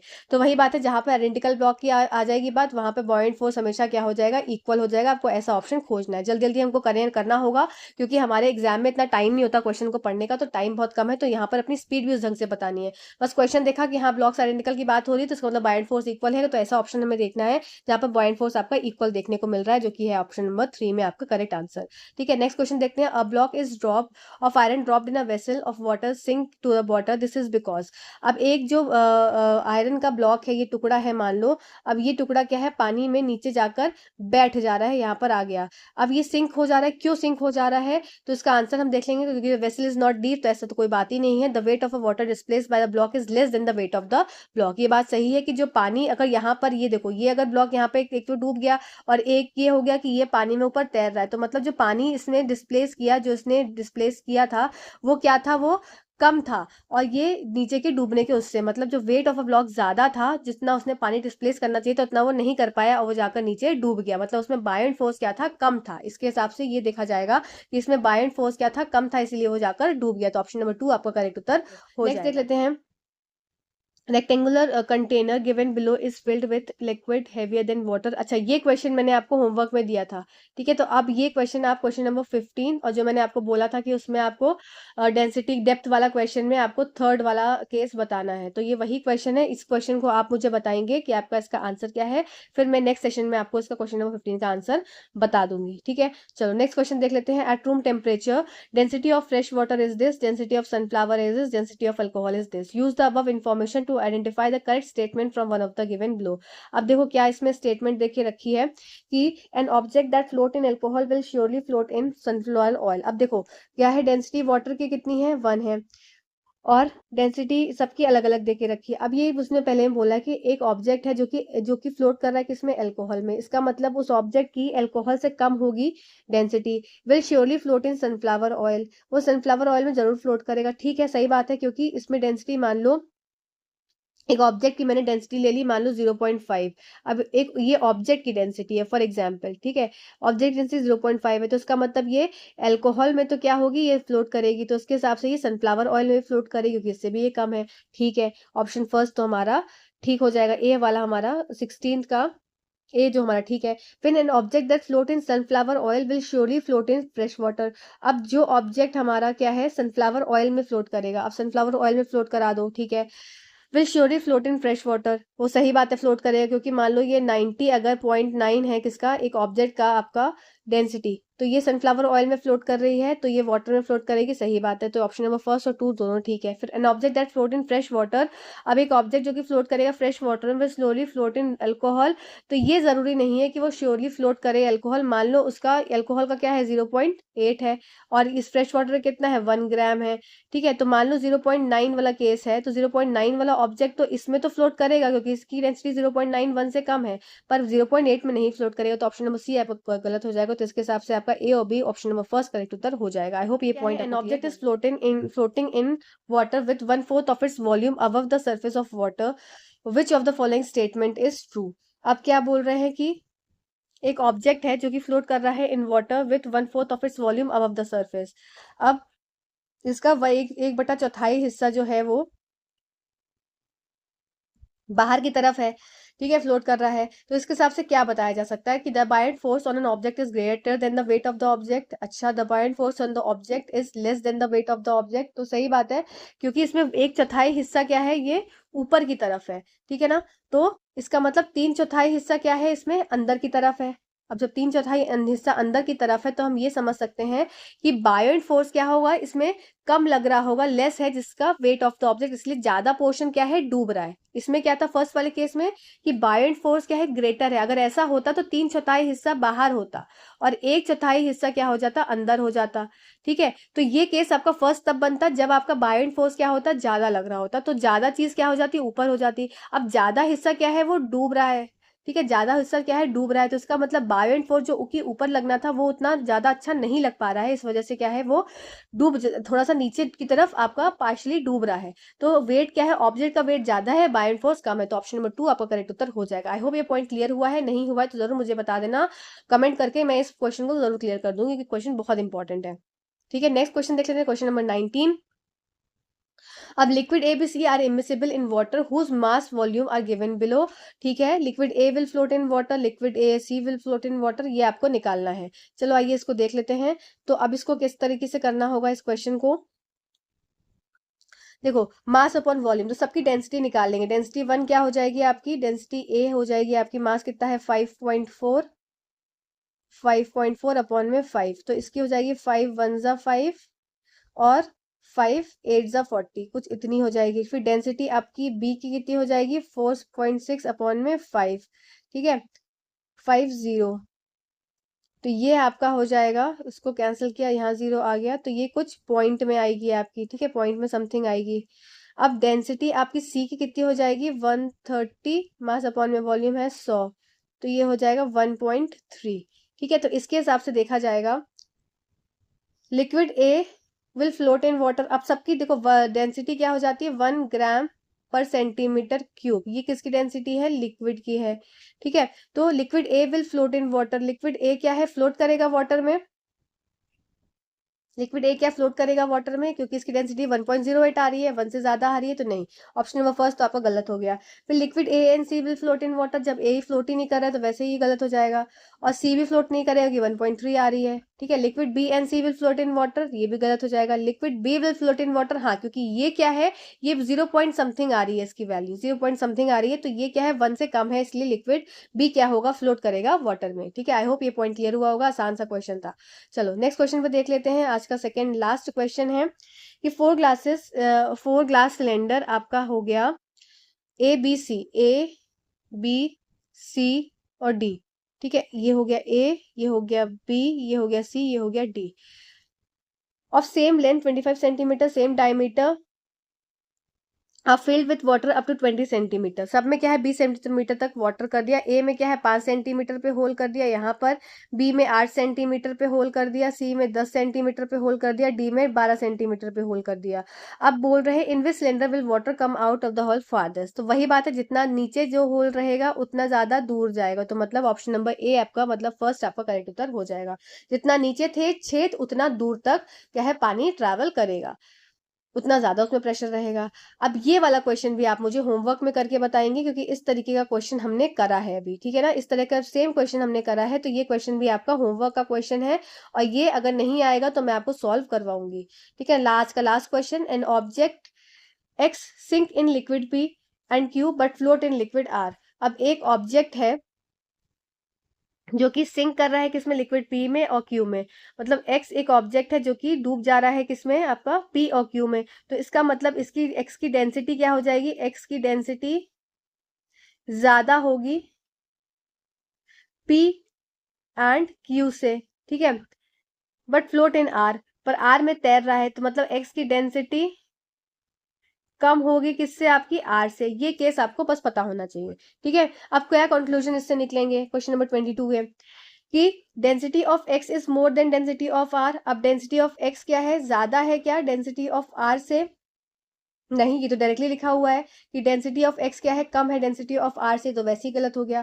फिर density of X is less than density of R. अब डेंसिटी ऑफ एक्स क्या है, लेस है डेंसिटी ऑफ आर से, हाँ ये बात ठीक है, ये बात बिल्कुल सही है कि डेंसिटी ऑफ एक्स कम है, इसलिए क्या है वो तैर रहा है आर में, ठीक है। Density of P is equal density of R, ये तो गलत हो जाएगा। Density of P is less than density of R, density of P is less than density of R, नहीं ऐसा कुछ नहीं बोल सकते हैं, एक्स से कंपेयर किया है, ठीक है। तो इसके हिसाब से ऑप्शन नंबर 2 क्या हो जाएगा आपका, activity for calculation of moisture content of a soil sample, she took 200 gram of soil. उसने कितना, 200 ग्राम सॉइल को लिया और उसने क्या किया, उसने न्यूज़पेपर पर फैलाकर सन की हीट पर उसको रख दिया, और क्या किया, 2 घंटे बाद उसने आफ्टर 2 आवर्स देखा, तो देखा कि 180 ग्राम अब उसका वजन आ रहा है, मतलब 20 ग्राम लगभग उसमें पानी का कंटेंट था, ठीक है। तो उसने पूछा परसेंटेज ऑफ मॉइस्चर, तो 20 ग्राम क्या हो गया आपका, 20 ग्राम्स अपॉन में इनिशियल कितना था, 200 ग्राम था, और इनटू क्या कर देंगे, 100 कर देंगे, तो ये आपकी परसेंटेज वैल्यू निकल, ग्राम से ग्राम कट गया,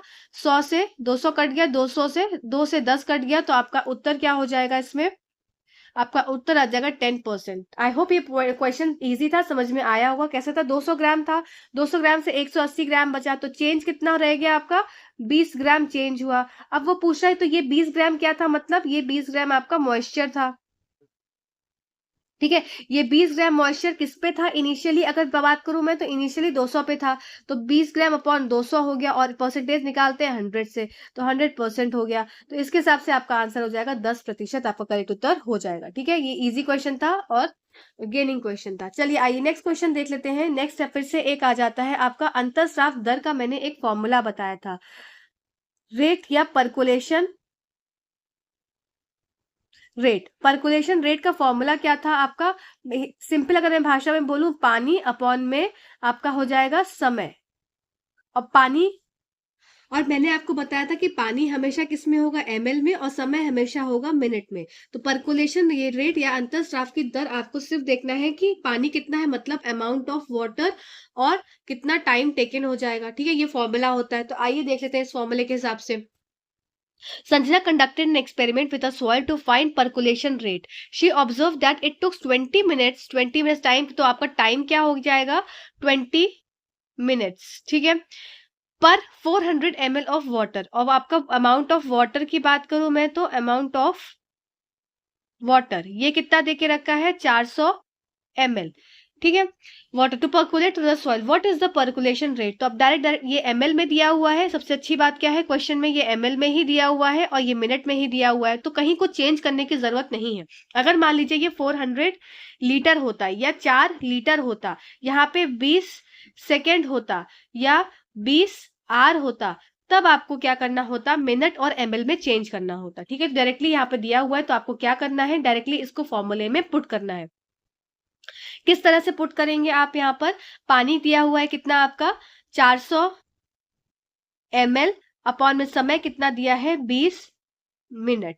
अब आपका क्या 0 से 0 गया, 2 से 20 टाइम्स, तो मतलब 20, आंसर क्या हो जाएगा 20 ml पर मिनट, ये आपका उत्तर हो जाएगा, जो कि आपका ऑप्शन नंबर 3 करेक्ट उत्तर है, ठीक है। ये आई होप ये क्लियर होगा, अच्छा था क्वेश्चन और एक इजी क्वेश्चन था। तो यही बात है, ये मैंने यहाँ पर आपको फॉर्मूला भी दे दिया है। बोल रहा है विच of the following is not a straight line graph. अब आपको क्या देखना है कि जो ग्राफ आपका कुछ इस तरीके से आता है, चाहे आपका डिस्टेंस टाइम ग्राफ हो, चाहे आपका वेलोसिटी टाइम ग्राफ हो। तो ये अगर इस तरीके से आ रहा है, या डिस्टेंस टाइम ग्राफ आपका इस तरीके से आ रहा है, या वेलोसिटी टाइम ग्राफ आपका इस तरीके से आ रहा है, तो ये सारे ग्राफ्स क्या हैं, ये आपके स्ट्रेट लाइन ग्राफ्स कहलाते हैं, ठीक है। और बाकी अगर अन्य ग्राफ, इनकी जगह मैं अन्य ग्राफ की बात करूं, तो जैसे ये हो गया आपका, तो ये कुछ जिगजैग शेप या पैराबोला शेप, तो ये सब क्या हो गया, ये आपका स्ट्रेट लाइन नहीं है, मतलब कोई शेप में ग्राफ है, ठीक है। तो आपको यहाँ पर क्या देखना है, कौन सा क्वेश्चन क्या पूछा गया है कि कौन सा स्ट्रेट लाइन ग्राफ नहीं है, ठीक है, नहीं है पूछा गया है, तो इसको सबसे पहले देख लेंगे। अब आइए छाट लेते हैं कि कौन कौन सा स्ट्रेट लाइन ग्राफ आपका होगा। जैसे सबसे पहली बात क्या बोल रहे हैं, distance time graph, distance time graph of uniformly accelerating object. तो आइए ये फर्स्ट वाला केस देख लेते हैं। ये फर्स्ट की जस्ट अ सेकेंड, ये फर्स्ट वाला केस है कि डिस्टेंस टाइम ग्राफ आपको देखना है। ये आपका डिस्टेंस हो गया और ये आपका टाइम हो गया, ठीक है। इसमें यूनिफॉर्मली एक्सिलरेटिंग ऑब्जेक्ट, किसी समान त्वरित का दूरी समय आलेख। तो समान समान त्वरित का दूरी समय आलेख मैंने आपको कैसा बताया था, ये आपका कुछ इस तरीके से आएगा, मतलब पैराबोला शेप में आएगा, ठीक है। ये मैंने आपको बताया था जब मैंने आपको ग्राफ्स बताए थे। तो ये आपका हो गया, ठीक है। फिर नेक्स्ट देख लेते हैं, सेकंड आपसे क्या बोला गया है। सेकंड आपसे बोला गया है distance time graph of a body at rest. अब क्या है, वापस से आपको डिस्टेंस टाइम ग्राफ देखना है, डिस्टेंस और टाइम। और रेस्ट पे मतलब कि ये आपका 0 हो गया, ये 1 हो गया, ये 2 हो गया, ये 3 हो गया, सेकेंड्स मान लीजिए। अब इधर 10 मीटर, इधर 20 मीटर और इधर 30 मीटर। तो इस हिसाब से आपका मान लो 20 मीटर पे कोई ऑब्जेक्ट क्या हो गया, स्थिर हो गया। तो 20 मीटर पे स्थिर हो गया मतलब क्या हो गया, रेस्ट पोजीशन पे आ गया। तो अब जब रेस्ट पोजीशन पे आ गया तो समय तो बढ़ रहा है, पर क्या है, आप उसकी दूरी नहीं बढ़ रही है, तो उसके हिसाब से कैसा आ जाता है, कुछ इस तरीके से स्ट्रेट लाइन। तो यहाँ पर आपका सेकेंड वाले ऑप्शन में कैसा ग्राफ बनेगा, आपका distance time graph of a body at rest, विराम अवस्था में किसी वस्तु का दूरी समय आलेख आपका कुछ इस तरीके से बनेगा। आइए थर्ड केस देख लेते हैं। तो थर्ड केस क्या कहता है, जस्ट अ सेकेंड, हाँ, velocity time graph of a object moving with constant velocity. अब हमको देखना है क्या, वेलोसिटी टाइम ग्राफ, यहाँ पर आ गया वेलोसिटी और यहाँ पर हो गया टाइम, ठीक है। अब एक कांस्टेंट वेलोसिटी से कोई भी ऑब्जेक्ट मूव कर रहा है, तो ये टाइम देख लो, 0 1 2 3, यहाँ पर 10 metre per second, 20 metre per second और 30 मीटर पर सेकेंड। अब अगर कोई भी स्थिति को स्थिर कर दिया, मतलब कोई भी एक वेलोसिटी को क्या किया, स्थिर कर लिया, मान लो 30 metre per second, 30 metre per second को क्या किया, स्थिर कर दिया। तो इसका मतलब अब समय तो बढ़ रहा है, समय के साथ साथ क्या है, वेलोसिटी भी स्थिर है। तो ये कैसा ग्राफ आ जाएगा, ये भी आपका कुछ इस तरीके से ग्राफ आ जाएगा। अब ये पर ये स्थिर है, यहाँ पर ये रेस्ट की कंडीशन नहीं है, इससे कंफ्यूज नहीं होंगे। Distance time, second distance time graph होता तो ये आपका रेस्ट की पोजीशन पे हो जाता, पर वेलोसिटी को कांस्टेंट किया, मतलब स्थिर कर दिया, तो आपका ये स्ट्रेट लाइन तो आया, पर ये क्या है, आपका रेस्ट वाली कंडीशन नहीं है। तो थर्ड वाले केस में आपका कुछ इस तरीके से ग्राफ आ गया। आइए अब फोर्थ कंडीशन देख लेते हैं, velocity time graph of an object moving with uniform acceleration. अब क्या हो रहा है, आपका चौथा वाला ग्राफ क्या बोल रहा है कि आपको वेलोसिटी टाइम ग्राफ देखना है, velocity time graph, velocity time graph हो रहा है आपका, और ऑब्जेक्ट कैसा है, यूनिफॉर्म एक्सिलरेशन के साथ आपका मूव कर रहा है। तो इसका मतलब इसका ग्राफ कैसा आ जाएगा, आपका इस तरीके से आ जाएगा, स्ट्रेट लाइन। इसका मतलब आपका फोर्थ वाली कंडीशन में कि इक्वल इंटरवल ऑफ टाइम, यहाँ पर टाइम इंटरवल कैसा है, इसका इक्वल है, और इक्वल इंटरवल ऑफ टाइम में उसकी वेलोसिटी भी क्या है, उसकी इक्वल मेंटेन हो रही है, उसका गैप क्या है, गैप इंटरवल उसका इक्वल है, ठीक है। तो ये मैंने आपको बताया था, यहाँ पर इसका स्लोप किसको बताता है, एक्सिलरेशन को बताता है। ये सब हम सारे पॉइंट्स कर चुके हैं, नहीं आपको याद है तो वापस से जाकर जरूर देख लीजिए, ठीक है। तो ये आपका कैसे आ गया, ये भी आपका स्ट्रेट लाइन आया। अब आइए देख लेते हैं कि इसमें कौन कौन से ऐसे ग्राफ है जो आपके स्ट्रेट लाइन है और कौन से आपके ग्राफ स्ट्रेट लाइन नहीं है। तो आपका 2 वाला तो आपका स्ट्रेट लाइन है, तो ये तो कैंसिल हो गया, क्योंकि हमको देखना क्या है, जो स्ट्रेट लाइन नहीं है। थर्ड वाला भी आपका स्ट्रेट लाइन आया ऐसा पैरेलल, तो ये भी आपका नहीं है। फोर्थ वाला भी आपका स्ट्रेट लाइन आया, तो ये भी आपका नहीं है। तो इसके हिसाब से आपका ऑप्शन क्या हो जाएगा, फर्स्ट वाला आपका उत्तर हो जाएगा, जिसमें कि आपका पैराबोला शेप आ रही है, और ये आपका कौन सा है कि किसी समान त्वरित का दूरी समय आलेख, आपका ये स्ट्रेट लाइन आपका ग्राफ नहीं होता। आई होप ये पॉइंट आपको क्लियर हुआ होगा। चलिए नेक्स्ट क्वेश्चन की तरफ चलते हैं। तो इस क्वेश्चन को देखते हैं। ये आपका क्वेश्चन 20 अगस्त 2023 का क्वेश्चन है और ये क्वेश्चन क्या बोल रहा है आपका, ये क्वेश्चन में सारे ग्राफ्स आपसे पूछ लिए गए हैं। सबसे पहला ए वाला ऑप्शन अगर मैं देखूं, distance time graph of a body at rest, तो कैसा होता है, ये 0 1 2 3 4 ये सब सेकेंड्स में टाइम हो गया और यहाँ पे 10 मीटर, यहाँ पे 20 मीटर, 30 मीटर और ये 40 मीटर। तो ये आपका क्या हो गया, डिस्टेंस हो गया, जो कि आपका मीटर में है और टाइम हो गया सेकेंड में। अब मान लो मैंने क्या किया, 20 मीटर पे मान लो मैंने क्या कर दिया, एक ऑब्जेक्ट को क्या कर दिया, स्थिर कर दिया, पर समय बढ़ रहा है तो ऑब्जेक्ट स्थिर है, एक पोजीशन पे स्टिल हो गया है, रेस्ट कंडीशन पे है, तो उसका ग्राफ कुछ इस तरीके से आ जाएगा। ठीक है, आइए बी वाला केस देख लेते हैं। बी वाले केस में क्या है, आपको वेलोसिटी टाइम ग्राफ देखना है, एक समान त्वरण के साथ गतिमान पिंड वस्तु का वेग समय ग्राफ।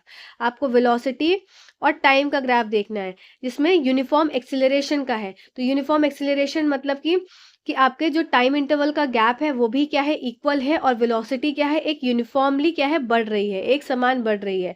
ठीक है, तो इसका ग्राफ कैसा आता है, सबसे पहला ग्राफ हमने इसमें पढ़ा था वेलोसिटी टाइम का, कुछ इस तरीके से ग्राफ आता है जिसमें इसका स्लोप क्या बता देता है, एक्सिलरेशन को बताता है, कितना चेंज इन वेलोसिटी है। ठीक है, तो ये आपका कैसा आ गया, ये भी आपका स्ट्रेट लाइन ग्राफ आया। आइए नेक्स्ट कंडीशन देख लेते हैं, ये आपका आया स्ट्रेट लाइन ग्राफ। ठीक है, चलिए नेक्स्ट कंडीशन देख लेते हैं, सी वाली कंडीशन। तो सी वाली कंडीशन क्या कहती है, distance time graph of a body moving with uniform acceleration. अब क्या है, आपसे डिस्टेंस टाइम ग्राफ पूछा गया है, डिस्टेंस और यहाँ पे हो गया टाइम। अब यूनिफॉर्म एक्सिलरेशन का जो ग्राफ आता है वो आपका कैसा आता है, वो आपका कुछ इस तरीके का ग्राफ आता है, ये पैराबोला शेप का ग्राफ आता है, ये हमने देखा था। ठीक है, तो ये भी आ गया। अब नेक्स्ट क्या है, डी वाला ऑप्शन। डी वाला ऑप्शन देख लेते हैं, velocity time graph of a body at rest. अब क्या है, वेलोसिटी है एक तरफ और एक तरफ है क्या, समय। अब क्या है, बॉडी रेस्ट पे है, मतलब क्या है यहाँ पर, अब ये कंडीशन एक समझ लीजिए, ये शायद हमने कल कंडीशन नहीं देखी थी, distance time velocity time graph और कब, जबकि ऑब्जेक्ट क्या है, रेस्ट पे है। इसको समझेंगे बहुत अच्छे से। क्या मैंने बोला, वेलोसिटी क्या है, उसकी रेस्ट पे, आपका रेस्ट कंडीशन पे है, तो इसका मतलब कोई गाड़ी चल ही नहीं रही है। जब चल ही नहीं रही है तो उसमें क्या है, उसकी स्पीड 0 है। तो 0 स्पीड के लिए यहाँ पे आपको होना पड़ेगा, यहाँ पर होना पड़ेगा।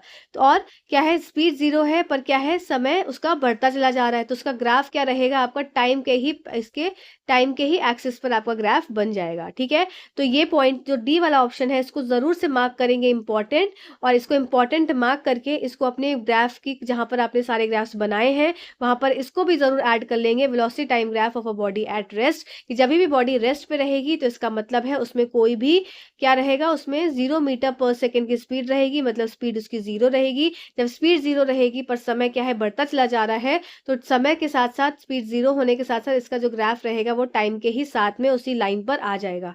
ठीक है, तो अब आपसे क्वेश्चन में क्या पूछा गया था, क्वेश्चन में पूछा गया था कि कौन सा ग्राफ क्या है, मतलब which of the following graphs are straight line. आइए देख लेते हैं। तो ए ऑप्शन का तो ग्राफ आपका स्ट्रेट लाइन है, तो ए तो स्ट्रेट लाइन हो गया, बी भी आपका स्ट्रेट लाइन है, सी आपका स्ट्रेट लाइन नहीं है और डी भी आपका स्ट्रेट लाइन है। तो इसके हिसाब से ए बी डी जो है आपका ऑप्शन नंबर फर्स्ट करेक्ट उत्तर हो जाएगा, जो कि सारे आपके स्ट्रेट लाइन है। अन्यथा बाकी जो एक बचा वो आपका पैराबोला शेप का है। चलिए नेक्स्ट क्वेश्चन की तरफ चलते हैं। आइए, अब ये क्वेश्चन थोड़ा डिफरेंट है अन्य क्वेश्चन से, किस तरीके से, आइए देख लेते हैं। इन अ डिस्टेंस टाइम ग्राफ, एक दूरी समय आलेख में दो कार ए और बी की गति एक सीधी रेखा के रूप में आलेखित की गई है। यदि आलेख पर बी की तुलना में ए की रेखा अधिक ऊंची है तब आप आलेख से क्या निष्कर्ष निकालेंगे। आइए बना लेते हैं। चलिए, इसका ग्राफ कुछ इस तरीके से, ये रहा ग्राफ, और एक दो बना लेते हैं, एक ए बना लिया और एक बना लिया बी। ठीक है, ये आपका ए हो गया, ये आपका ए हो गया और ये आपका हो गया बी। अब क्या है, इसमें ए इज स्टीपर, ए क्या है, बड़ा है, मतलब बहुत स्टीप है, और बी क्या है, वो थोड़ा कम है। तो इसको कैसे चेक करते हैं, एंगल से। जैसे ए का एंगल क्या हो गया, थोड़ा ज्यादा है, और बी का एंगल क्या हो जाएगा, कम हो जाएगा। तो ए का स्टीपर हो गया और बी क्या है, वो थोड़ा कम है। ठीक है, चलिए अब क्या बात कर रहे हैं, अब इसमें क्या बताना है, what can you infer from this. तो इससे क्या बता सकते हैं कि किसकी स्पीड ज्यादा है, किसका डिस्टेंस ज्यादा है, किसका क्या ज्यादा है। तो इन क्वेश्चंस में आपको क्या करना होगा, इन क्वेश्चंस में आपको एक अपने हिसाब से हाइपोथेटिकल कुछ वैल्यूज लेनी होगी। जैसे कि आपने इसको पूरा एक्सटेंड किया, अब इसको प्रॉपरली जैसे न्यूमेरिकल्स को सॉल्व करते हैं उस तरीके से सॉल्व करना है। बी कहाँ पे आया, बी आपकी दूरी आ गई कुछ इधर, और ए कहाँ आया, ए की आ गई ये डिस्टेंस कुछ ऐसी। अब आइए इसको मार्किंग पहले सबसे पहले तो कर दें। ये हो गया 0, फिर यहाँ पे हो गया 5, फिर ये 10, फिर ये 20, फिर ये 30, फिर ये 40। ठीक है, ये होगा इधर सेकेंड्स, और इधर हो जाएंगे क्या आपके डिस्टेंस। ये डिस्टेंस टाइम ग्राफ है, तो इधर हो जाएगा आपका मीटर में। तो मीटर में इधर 10, 20, 30, 40 और 50। अब क्या हो जाता है स्पीड का, स्पीड का क्या फॉर्मूला हो जाता है आपका, speed is equals to distance upon में टाइम। तो इस हिसाब से आपकी ए का स्पीड ऑफ ए क्या हो जाएगी, स्पीड ऑफ ए तो डिस्टेंस ऑफ ए कितना हो गया 50। 50 अपॉन, क्योंकि ये 50 है तो डिस्टेंस ऑफ ए क्या हो गया 50 हो गया, और टाइम क्या हो गया 10, तो इसके हिसाब से 5 मीटर पर सेकेंड। अब स्पीड ऑफ बी देखूं अगर मैं, तो स्पीड ऑफ बी क्या हो जाएगा 30 अपॉन में 20, तो ये क्या हो जाएगा 1.5 मीटर पर सेकेंड। तो इन दोनों के हिसाब से मैं क्या बोल सकती हूँ कि स्पीड किसकी, स्पीड ऑफ ए बड़ी है किससे, स्पीड ऑफ बी से। तो ये कंक्लूजन मैं बता दे सकती हूँ कि speed A is greater than speed B. तो आपका ऑप्शन नंबर फर्स्ट करेक्ट उत्तर हो जाएगा कि स्पीड ए क्या है, ज्यादा है किससे, स्पीड बी से। ठीक है, आई होप ये क्वेश्चन आपको समझ में आया होगा। डिस्टेंस का कोई इसमें कॉन्सेप्ट नहीं है, स्पीड बी ग्रेटर नहीं है, डिस्टेंस ट्रेवल की कोई बात है नहीं। ठीक है, तो आपका ऑप्शन नंबर फर्स्ट करेक्ट उत्तर हो जाएगा कि ए की स्पीड ज्यादा है किससे, बी से। चलिए, तो ये क्वेश्चन आपका 29 दिसंबर 2022 का आया हुआ क्वेश्चन है। और क्वेश्चन क्या कह रहा है, आपको क्या देखना है, विच of the following represent a velocity time graph of a body moving with zero acceleration. अब देखिए कि इसको कितने स्मार्टली इन्होंने क्वेश्चन में पूछा है कि आपको ऐसा ग्राफ बताना है वेलोसिटी टाइम जहां पर जीरो एक्सेलरेशन हो। एक्सेलरेशन क्या होता है, त्वरित क्या होता है आपका, चेंज इन वेलोसिटी। क्या था, वेलोसिटी आपका वेग में बदलाव, चेंज इन वेलोसिटी, या क्या हो जाता है आपका एक्सेलरेशन हो जाता है। ठीक है, तो अब आपको कैसे जीरो एक्सेलरेशन की बात कर रहे हैं, तो ऐसे में जीरो एक्सेलरेशन कब होगा, तो ये कब होगा पॉसिबल जीरो एक्सेलरेशन, जबकि क्या हो जाएगा आपका जो ऑब्जेक्ट है वो कांस्टेंट वेलोसिटी से क्या करे, ट्रैवल करे, तभी क्या है, तो उसी सिचुएशन में क्या होगा, एक्सेलरेशन क्या हो जाएगा, जीरो हो जाएगा। ठीक है, तो ये हमने पढ़ा था।